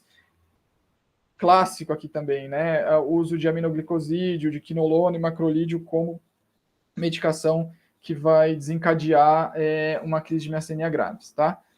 Alguns achados semiológicos clássicos, lembrar do teste do gelo, o teste da cortina, o teste de Simpson, que eu não vou detalhar tanto aqui, por conta do tempo, mas também aqui o esgar miastênico, aqui a gente tem acometimento da musculatura da mímica facial, e aí a pessoa fica com esse sorriso de desdém, e notem também aqui a ptose palpebral.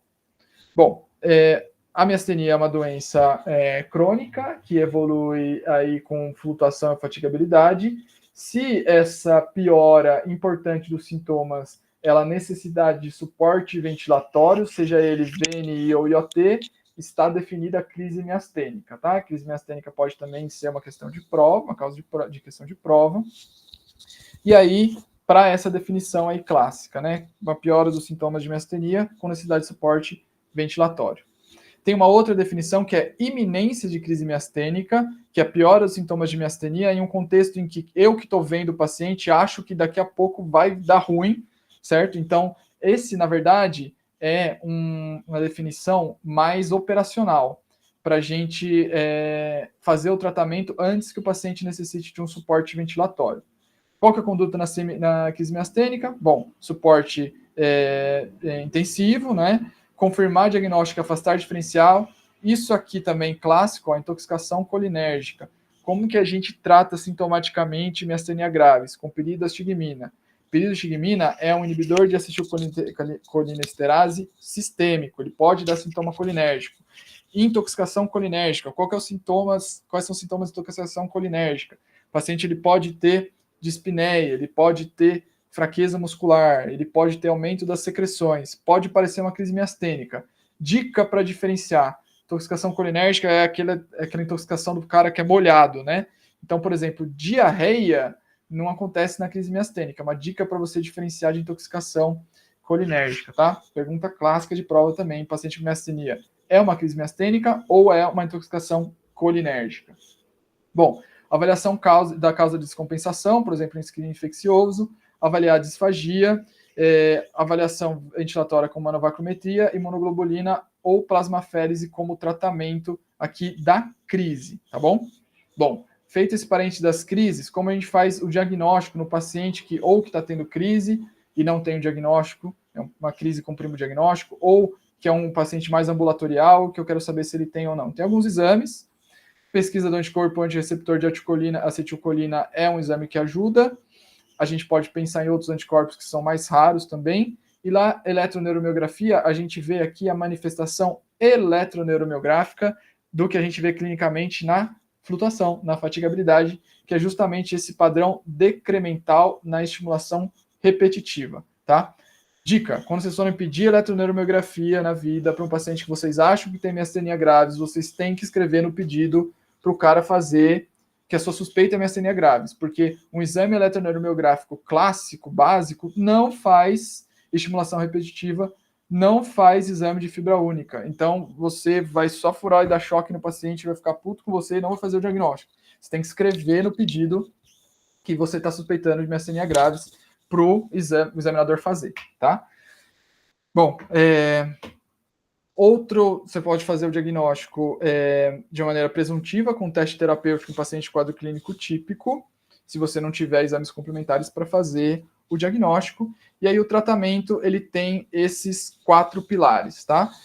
Primeiro, o sintomático, eu já adiantei para vocês, né? É o anticolinesterásico, a ideia é você aumentar a disponibilidade de acetilcolina nos terminais sinápticos da junção neuromuscular, lembrar dos efeitos colaterais colinérgicos, certo?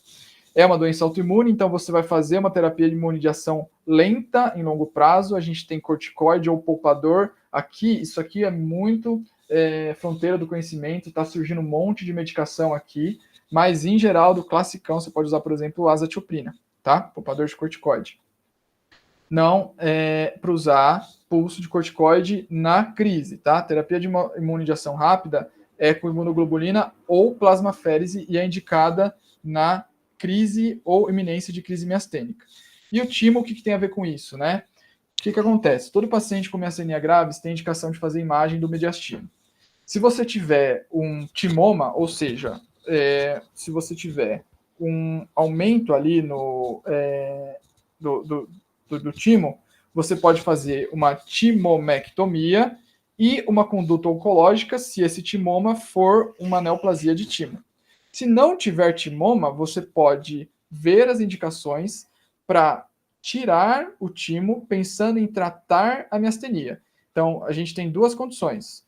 Condição número 1, miastenia gravis é uma manifestação paraneoplásica de um câncer de timo. Beleza, tratamento, posso tratar a miastenia gravis, mas eu preciso fazer o tratamento oncológico do câncer de timo. Essa é a situação número 1, situação A. Situação número 2, situação B, é a seguinte: estou com um paciente com miastenia gravis e quero tirar o timo dele porque eu quero tratar a doença, certo?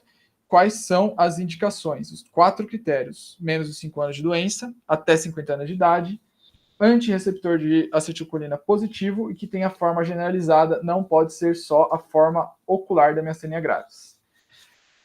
Bora lá na lesões da unidade motora, né? Corno anterior, falei para vocês que o protótipo da doença é poliomielite, mas a gente também pode ter a esclerose lateral amiotrófica se a gente tiver acometimento de neurônio motor superior.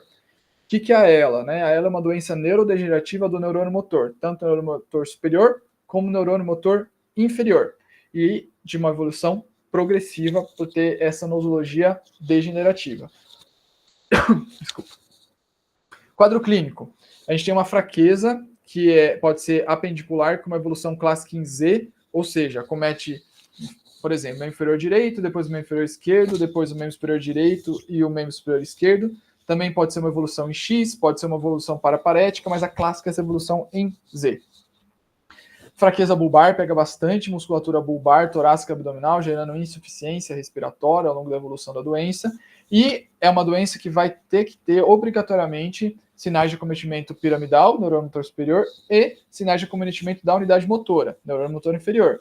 Por exemplo, posso ter um Babinski e também atrofia e fasciculações, mostrando que é uma doença que acomete ambos os neurônios, certo?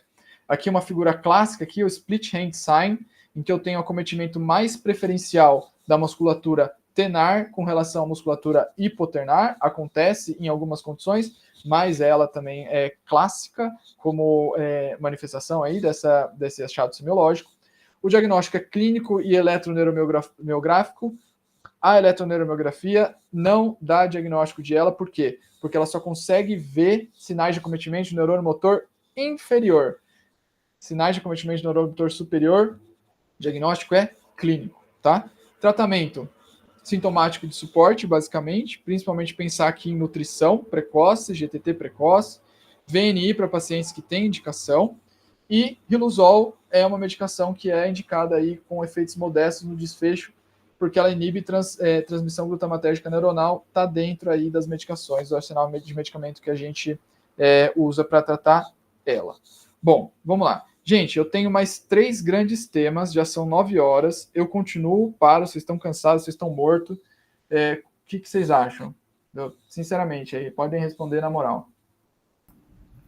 Belo, por aqui, por mim, pode continuar, não sei o pessoal. Tá. Vamos fazer o seguinte, eu vou adiantar o passo, aí eu fico até 9h30, até onde eu conseguir ir, tá bom? Combinado. Beleza.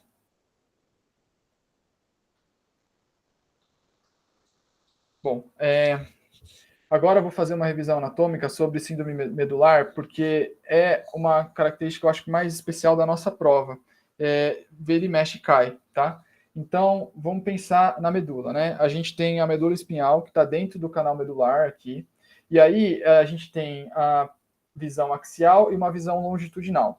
Quando você está pensando em uma mielopatia, ou seja, uma lesão medular, você tem que pensar qual que é o tamanho de acometimento na visão axial e qual que é o tamanho de acometimento na parte longitudinal. Ou seja, pensar no andar, entre aspas, como se fosse um prédio, assim, se é lá em cima na região cervical ou lá mais para baixo na região lombar, e dentro desse andar, o que está acometido, tá? Então, neuroanatomia da medula é bem complexa, mas a gente tem aqui 3 principais elementos. Pensar aqui na região posterior da medula, na sensibilidade profunda, certo? Se eu tiver lesão aqui, eu vou ter ataxia sensitiva, que é aquela ataxia que piora com os olhos fechados, sinal de Romberg. Esse é o primeiro elemento aqui da medula que é importante. Segundo elemento da medula que é importante, trato piramidal. Já falamos sobre lesão piramidal. Se eu tiver acometimento aqui dessa região, eu vou ter acometimento da minha motricidade voluntária, tá? Sempre aqui, como já cruzou no bulbo, a lesão na medula vai gerar um acometimento de fraqueza ipsilateral, tá? Sensibilidade superficial. A gente tem a sensibilidade superficial dolorosa e térmica, e ela vai cruzar quando ela entra. Isso vai ser importante quando a gente falar de síndrome de Brown-Séquard ou hemissecção medular. Então, dependendo da extensão axial da lesão, a gente vai ter uma manifestação clínica associada ao acometimento de cada trato. Então, fraqueza, hipoestesia dolorosa, ataxia sensitiva e, além desses 3 principais aqui, de uma maneira geral, espalhada aqui no corte axial da medula, a gente tem elementos ali, estruturas, fibras e estruturas celulares que fazem função autonômica, tá? O que eu estou querendo dizer? Por exemplo, a mielopatia pode dar uma disfunção autonômica, o clássico é uma bexiga neurogênica, tá? Acometimento longitudinal, a gente fala em qual nível medular que a gente está falando. Então, se eu tiver uma lesão, eu vou ter uma disfunção daquele nível para baixo. E aí, o que isso causa confusão, né?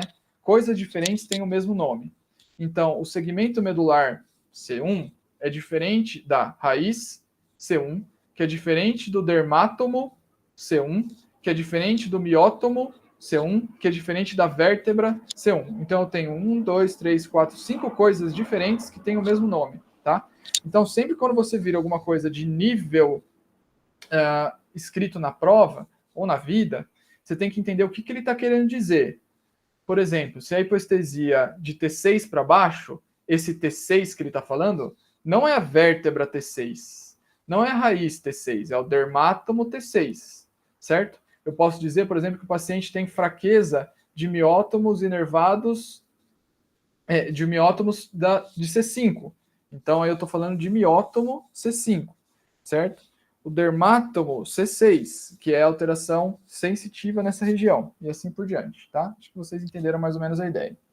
Se eu tenho uma mielopatia cervical, em geral vou ter acometimento motor e sensitivo dos 4 membros, com nível sensitivo em dermátomos mais altos, além de desautonomia. E se eu tenho uma mielopatia extensa cervical. E aí o exame que eu vou pedir é a ressonância magnética coluna cervical. Se eu tiver uma mielopatia torácica, eu vou ter acometimento motor e sensitivo dos membros inferiores, certo? Com nível sensitivo em dermátomos torácicos, além de desautonomia e investigação, ressonância magnética de coluna torácica. Se eu tiver uma síndrome do cone medular, que é fraqueza distal e simétrica, hipoestesia em cela, que é clássico, disfunção vesical precoce, ressonância magnética de coluna lombosacra.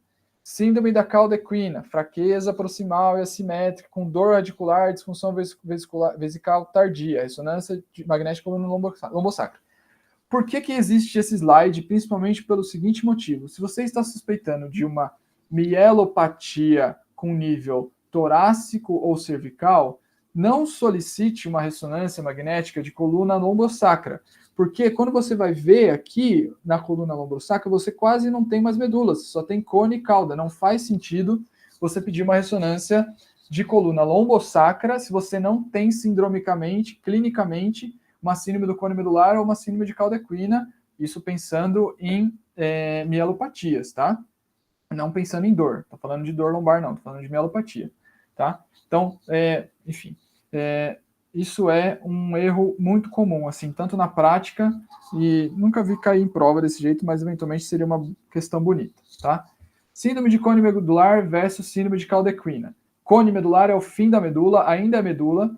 Cauda equina são as raízes medulares que ainda estão dentro do saco dural e ainda não saíram pelos forames aqui intervertebrais. Então, quando eu falo de síndrome de cauda equina, eu estou falando de uma polirradiculopatia, eu não estou falando de uma mielopatia. Então, eu vou ter sinais e sintomas de radiculopatia.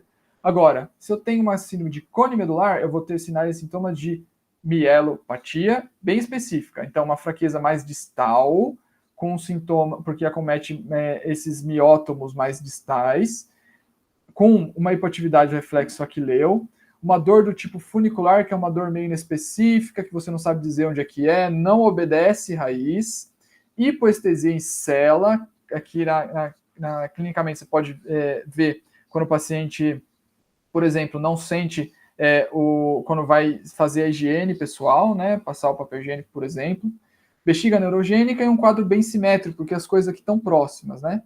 Por outro lado, na cauda equina, eu vou ter uma fraqueza proximal e mais evidente, porque na síndrome de cone medular eu estou pegando esses miótomos mais baixos, na síndrome de cauda equina eu pego raízes que fazem movimentos mais importantes nos membros inferiores, então a fraqueza vai ser mais importante. Acometimento do aquileu e patelar, dor radicular, certo? Porque é uma radiculopatia. Hipoestesia pode acontecer em dermátomos lombosacros, não necessariamente hipoestesia em cela, porque não necessariamente é tão baixo. Bexiga neurogênica tardia, e como as coisas estão mais espalhadas, o quadro pode ser assimétrico. Na prática, a gente tem muita sobreposição clínica e etiológica. Guardar aqui que alguns exemplos de patologias que acometem aí essa região são esquistossomose medular, MOGAD, que é uma doença inflamatória que acomete o sistema nervoso central, e estenose do canal lombar.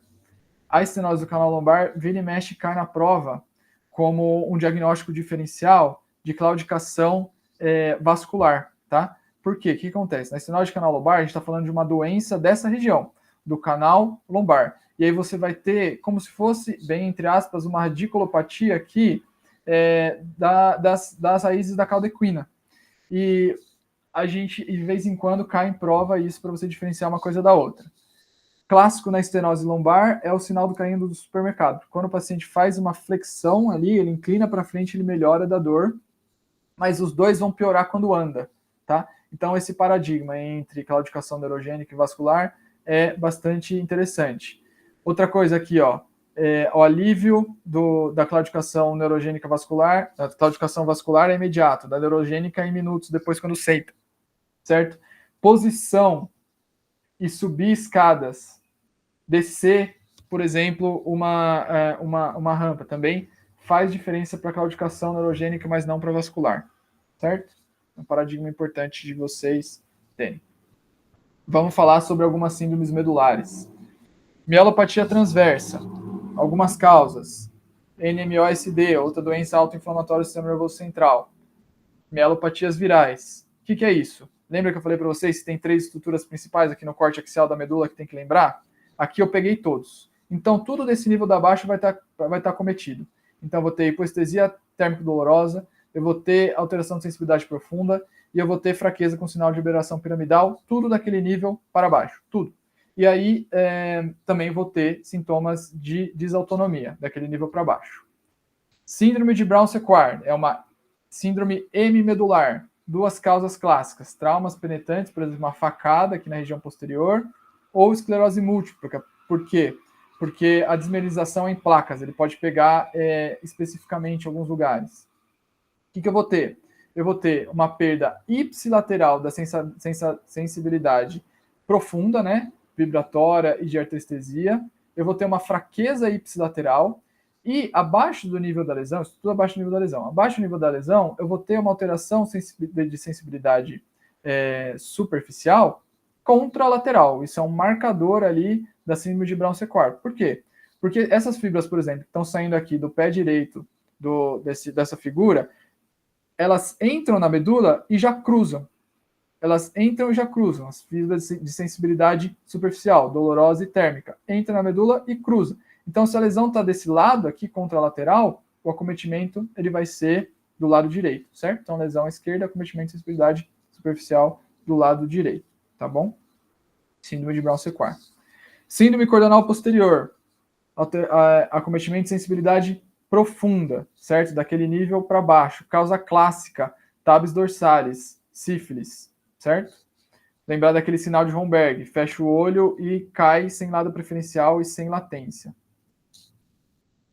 Degeneração combinada subaguda. Olha aqui a gente aplicando o conhecimento neuroanatômico. Eu peguei tanto o funículo posterior, então daquele nível para baixo eu vou ter uma hipoestesia da sensibilidade profunda, uma ataxia sensitiva, e também o trato córtico-espinal. Então eu vou ter uma fraqueza com sinais de liberação piramidal, causa clássica deficiência de vitamina B12.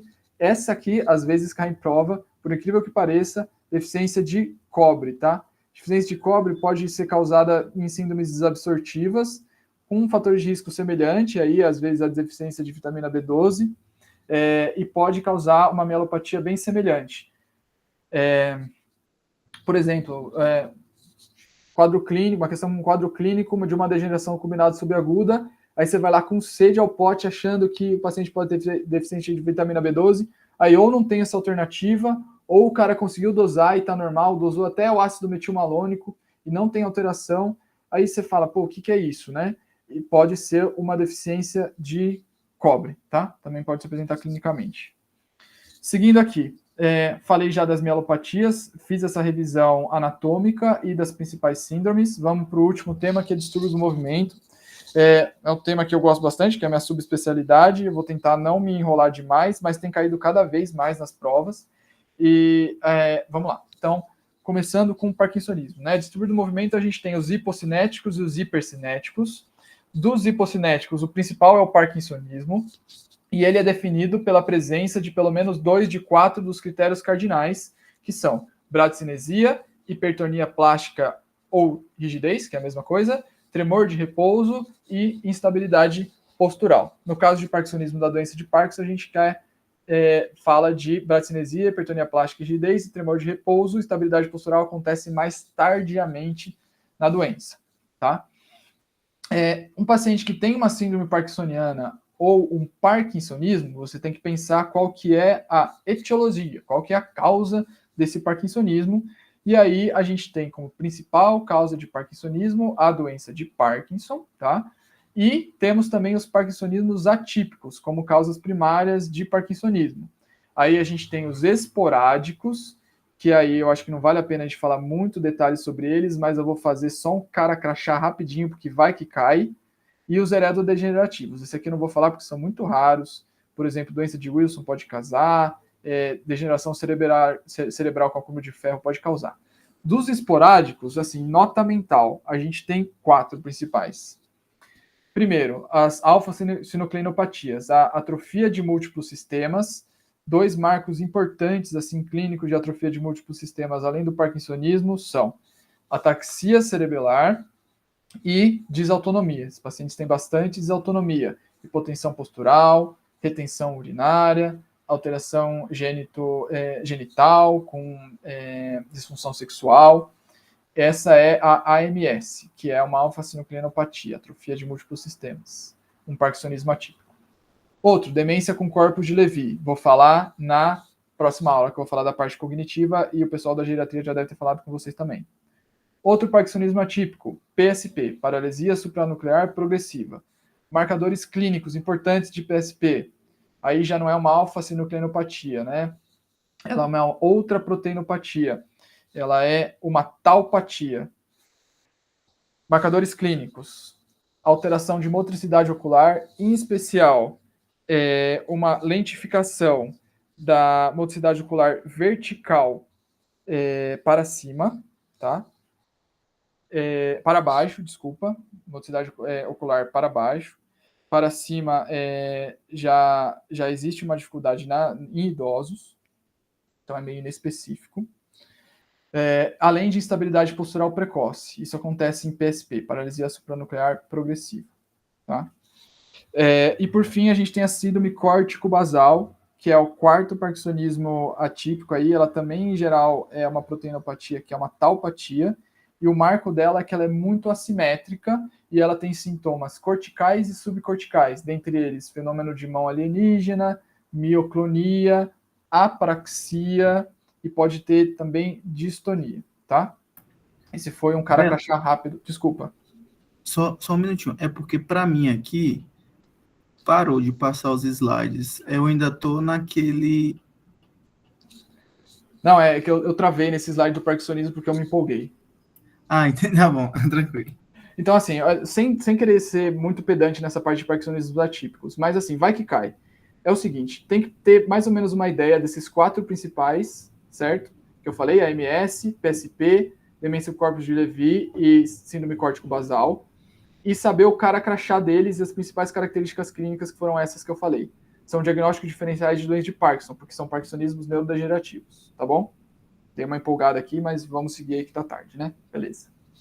Causas secundárias, perguntas clássicas aqui. A vozinha tá com vertigem, vai tomar remédio na farmácia para tontura, aí fica parkinsoniana.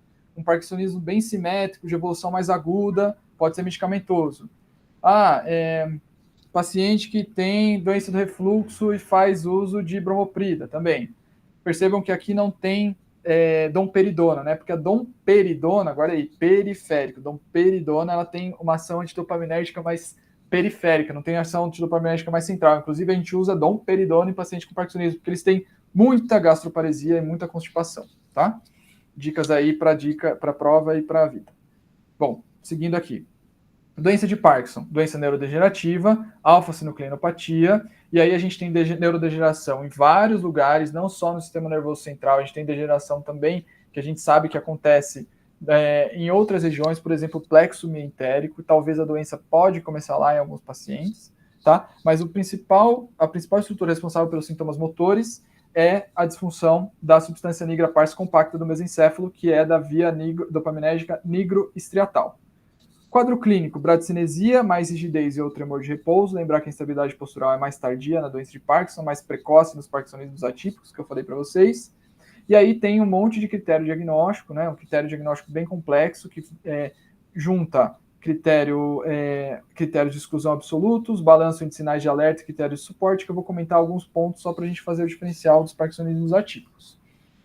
Então, doença de Parkinson, em geral, responde muito bem a terapia dopaminérgica, tá?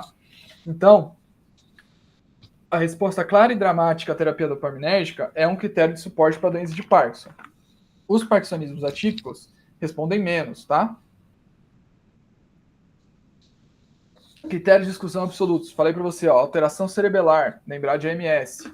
Uso de medicação antidopaminérgica, lembrar de parkinsonismo medicamentoso. Ausência de resposta levodopa. E aí tem que ser com uma dose alta de levodopa por um determinado período de tempo, que não cabe aqui falar esses detalhes, mas não é só pouca levodopa que é um critério de exclusão para a doença de Parkinson, por pouco tempo. Red flags.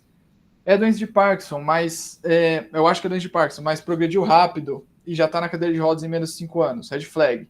Bilateral e muito simétrico. Doença de Parkinson geral é assimétrico. Não tem sintoma não motor típico nos primeiros 5 anos. Red flag, tá? Pergunta clássica de prova também sobre sintomas não motores prodrômicos da doença de Parkinson, tá? Desautonomia, hiposmia, sintomas psiquiátricos e sintomas de sono. Destaco aqui o transtorno comportamental do sono REM, que é uma parassonia, que ela acontece principalmente em alfa-sinucleinopatias, a saber, doença de Parkinson, demência com corpo de Levy e também na MS, tá? É bem clássico aí a gente fazer esse diagnóstico retrospectivo. O paciente tem doença de Parkinson e a gente pergunta: o seu sono é agitado, fala muito durante o sono, briga durante o sono. Aí o paciente vai falar: isso acontecia e em geral é antes do início dos sintomas motores, tá? Alguns detalhes aqui sobre o diagnóstico e tratamento aqui no slide. Bom, outra grande paradigma de prova de distúrbio do movimento é o paciente que treme, aí você vai fazer o diferencial entre tremor essencial e tremor na doença de Parkinson, e aí a gente tem algumas características bem clássicas, né? O tremor essencial, ele é mais cinético postural, enquanto o tremor na doença de Parkinson é um tremor de repouso, inflexão e extensão, enquanto na doença de Parkinson mais pronação, supinação. A distribuição do tremor essencial é mãos, cefálico e voz, e no doença de Parkinson em mãos e mento. A gente gosta, tem esse mote, né, sobre o movimento, que o paciente com doença de Parkinson, ele treme na cabeça, ele não treme a cabeça, certo? Quem treme a cabeça é distonia ou tremor essencial. História familiar positiva no tremor essencial, não necessariamente na doença de Parkinson. Tremor essencial tem essa característica de melhorar com álcool, beta-bloqueadores e primidona, que são as duas medicações aí, primeira linha para tremor essencial. E a doença de Parkinson, o tremor pode melhorar com levodopa, e no tremor essencial você não vai ter outros sinais de parkinsonismo, por exemplo, badicinesia e rigidez, que você tem na doença de Parkinson. Seguindo aqui para outro distúrbio de movimento hipercinético, que é a coreia, né? A coreia tem duas características semiológicas que é legal de lembrar. Ela é aleatória e ela é fluida, ela parece uma dança. Aleatória porque você não consegue dizer qual que é o próximo movimento que vai acontecer, e fluida porque ela acomete várias articulações, faz vários movimentos. Então, essa é a definição semiológica da coreia.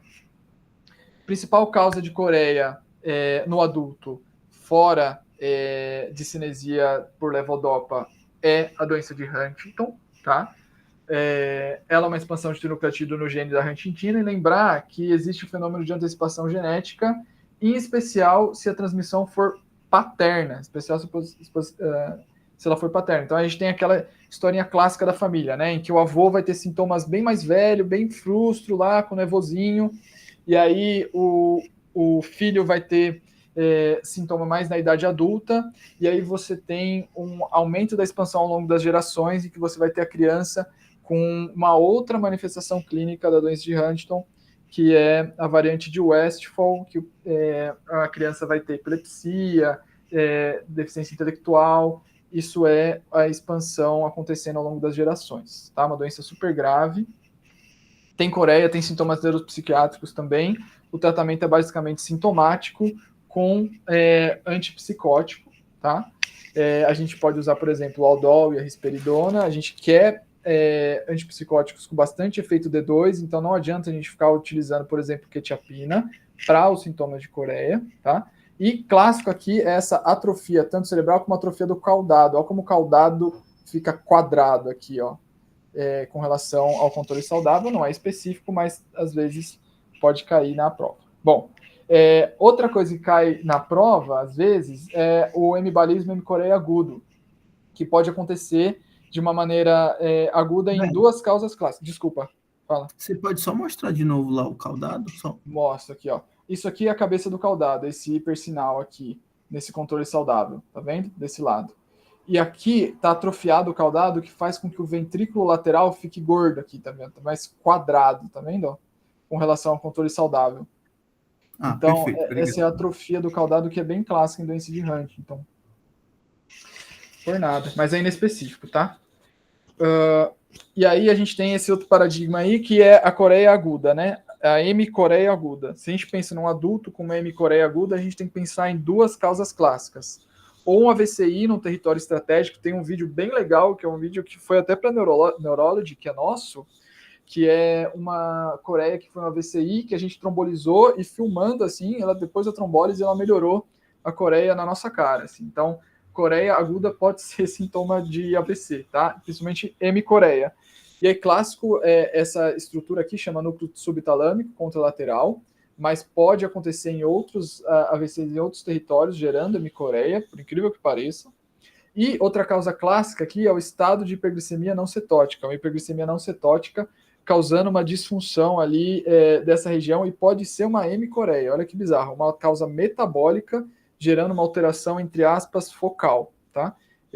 Alterações glicêmicas podem fazer isso, inclusive hipoglicemia é mímica de AVC, tá? Bizarro, mas pode acontecer. Tratamento sintomático motor e o tratamento da causa. Olha aqui, ó, o hipersinal dos núcleos da base no paciente com hiperglicemia não cetótica.